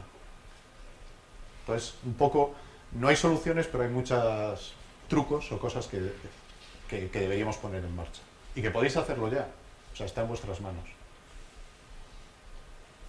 Y proyectos así ecologistas, como no sé si has visto La Sal de la Tierra, que habla, pues de esta arquitecta que junto con Sebastián Salgado, su proyecto ha sido salvar la mata atlántica y hacer un parque nacional. Hay algo así porque, claro, eso no tiene una rentabilidad. En nuestro caso, dice, sí, trabajamos en eso. Sí se ha dado... Se han dado proyectos, o sea, no se han dado proyectos así tan enfocados a eso. Sí es cierto que mucha gente de los que estamos en eso sí que nos hemos metido y nos metemos en ese tipo de... Bueno, voy a poner, no es ecologista, pero voy a poner un ejemplo que a mí me parece increíble. Aparte es que estoy muy orgulloso porque pasa en mi ciudad. Hace poco surge en Coruña, que es un sitio bastante aburguesado, que nunca pasa nada, aquí entre nosotros. De repente surge una iniciativa municipalista equivalente a los Ganemos, etcétera, que se llama Marea Atlántica. Yo la descubrí y digo, joder, la Marea Atlántica, o sea, tiene una estrategia de marketing brutal, ¿no? Después, cuando vas indagando, son como 200 personas trabajando para ganar las elecciones municipales y cambiar totalmente. Lo están haciendo de manera impecable. Entonces yo, primero siento el orgullo, o sea, me parece que lo que dicen tiene todo el sentido, yo los apoyo, aunque yo no estoy allí, y siento el orgullo de que se suceda en mi ciudad, por una vez, ¿no? En esta lucha que tenemos en Galicia de meternos los unos como los otros, no sé si sabéis, pero los coruñeses somos los turcos en Galicia, los de Vigo son los portugueses y todas estas cosas que siempre nos... Entonces es como por una vez nuestra ciudad es innovadora, ¿no? Entonces, y me parece que es un proyecto como muy bien hecho. Y entonces al poco tiempo me escribe una persona que yo ya conocía y me dice, oye, es que yo quiero hacer Master Yourself. Empezó con nosotros hace unos días en el nuevo equipo. Y le digo, joder, pues entonces, bueno, lo entrevisto, nosotros tenemos un proceso de entrevista y tal, hablo con él, me cuenta una historia maravillosa, o sea, me dice, mira, porque yo sabía que trabajaba en tecnología, en realidad aumentada, que había hecho proyectos de realidad aumentada en el ámbito de la cultura. Pero cuando me cuenta la historia me empieza a contar, no, yo soy doctor en filosofía, igual, pues no sabía nada. Y bueno, pero siempre he trabajado en el mundo de la tecnología, ¿no? Entonces me empieza a contar todos los proyectos y los fracasos que ha tenido, Ha tenido un montón de fracasos y de éxitos. Y me cuenta, tiene una trayectoria como fascinante. Lo que más me gustó, lo que me dice, ¿y tú quieres estar con nosotros? Y le digo, pues no sé qué vas a aprender. Yo voy a aprender mucho de ti, no sé qué vas a aprender. O sea, de nosotros vas a aprender, pero en el sentido clásico no. Y él dice, sí, es que yo lo que quiero es eso, un entorno que me impulse, que me permita desarrollar proyectos. Y algo que me llamó la atención, para que veáis un poco el perfil de gente que al final con la que estamos, es que dice, no, es que esto de Marea Atlántica, yo soy uno de los del equipo fundador. De hecho, toda la tecnología la he montado yo. Entonces, me pareció increíble, es un tío que tiene una capacidad de desarrollar plataformas digitales brutal, y entonces el tío ha decidido que parte de su tiempo lo está dedicando a ganar las elecciones al ayuntamiento. Que no es un proyecto ecologista, pero bastante ecologista es para conservarnos a nosotros mismos, porque con la trayectoria que tiene el ayuntamiento, pues estaría bien que cambiase un poco. Entonces, quiero decir que hay muchas personas metidas en ese... No ha habido nunca proyectos de activismo. No sé por qué, quizás porque nadie los ve, o sea, son muy importantes, pero no los ven dentro de ese proceso, porque el proyecto de activismo requiere otro tipo de dinámicas, etcétera, ¿no? Pero es curioso, como tenemos mucha gente, a nosotros nos llega el perfil de los profesionales, no de los de grado, los profesionales, en vez de llegarnos el perfil de MBA, que es el que podrías decir, oye, o hago un MBA o me voy a hacer esto, que en el fondo va de lo mismo, es de crear empresas y tal, pues nos llega... Mucha gente que nos llega es gente que viene del mundo de la cooperación, con historias fascinantes, de esto, gente que se ha recorrido todo el mundo y trabajado, gente que viene del mundo de la política de base, también con ganas de reinventarse, o sea, perfiles que son como raros. Y entonces lo que en este proceso de descubrir quién es nuestro cliente, hemos descubierto que esa hipótesis que teníamos de que hay en la sociedad, hay una parte de la sociedad de gente en proceso de cambio, que tiene una serie de necesidades y que quiere aprender de una manera y que no responden al arquetipo habitual, hemos empezado a validar que existe y que esa gente empieza a aflorar y que cuando te descubren dicen, oye, qué interesante lo que haces, ¿no? Yo querría aprender de esa manera. Y esa gente tiene mucha conexión, para esa gente, eso que tú estás diciendo, ese tipo de proyectos están muy cerca de ellos, participan de una manera o de otra. También porque para nosotros no hay una parte profesional y una parte personal, o sea, eso es una falacia, eso de que tengo mi vida profesional y mi vida personal. Tu vida es una. Y todas las decisiones profesionales tienen implicaciones personales y las decisiones personales tienen implicaciones profesionales. Entonces hay que verla como un conjunto. Eso hace que en nuestro proceso nosotros nos enfrentemos a nuestra vida. O sea, ¿qué quieres? Nosotros siempre partimos, los proyectos, por ejemplo, los proyectos parten de un reto. Y el reto es un problema, algo que queremos solucionar, y también es una pasión. O sea, tienen que ser proyectos en los que la gente coloque su pasión. Digo, nunca te metas en un proyecto que no te apasione. Después descubres que casi todo te puede apasionar, pero ¿cuál es tu pasión? ¿No?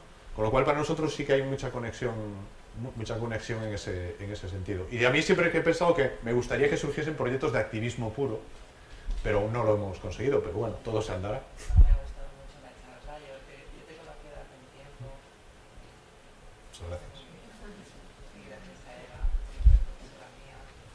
Sobre todo a Eva, que se ha organizado todo esto. Pero esto es desde mi casa, con mis niños y con Carlos. Vamos a ver qué vamos a hacer y no tengo ganas de que las cosas sigan igual. Estoy aburrida ya. De todo lo que cuenta decir a mí, yo qué sé, es que parece que la haya pagado para que viniera a contar las cosas, ¿no? Es eso de que no hay vida personal y profesional, es pura perspectiva de género. Y ya saben que hay que recuperarla para el proyecto, para los equipos, para lo que sea. Es decir, es que al final todo está mezclado y todo hay que resolverlo. Todo está mezclado. Es decir, yo no distingo entre si me lo paso bien aquí o cuando estoy haciendo otras cosas. Procuro que sea divertido porque si no al final vaya vida. Verse uno con 60 años que ha llevado una vida aburrida, que no le ha interesado nada. Que es un poco a lo que parece que nos quiera conducir el sistema académico.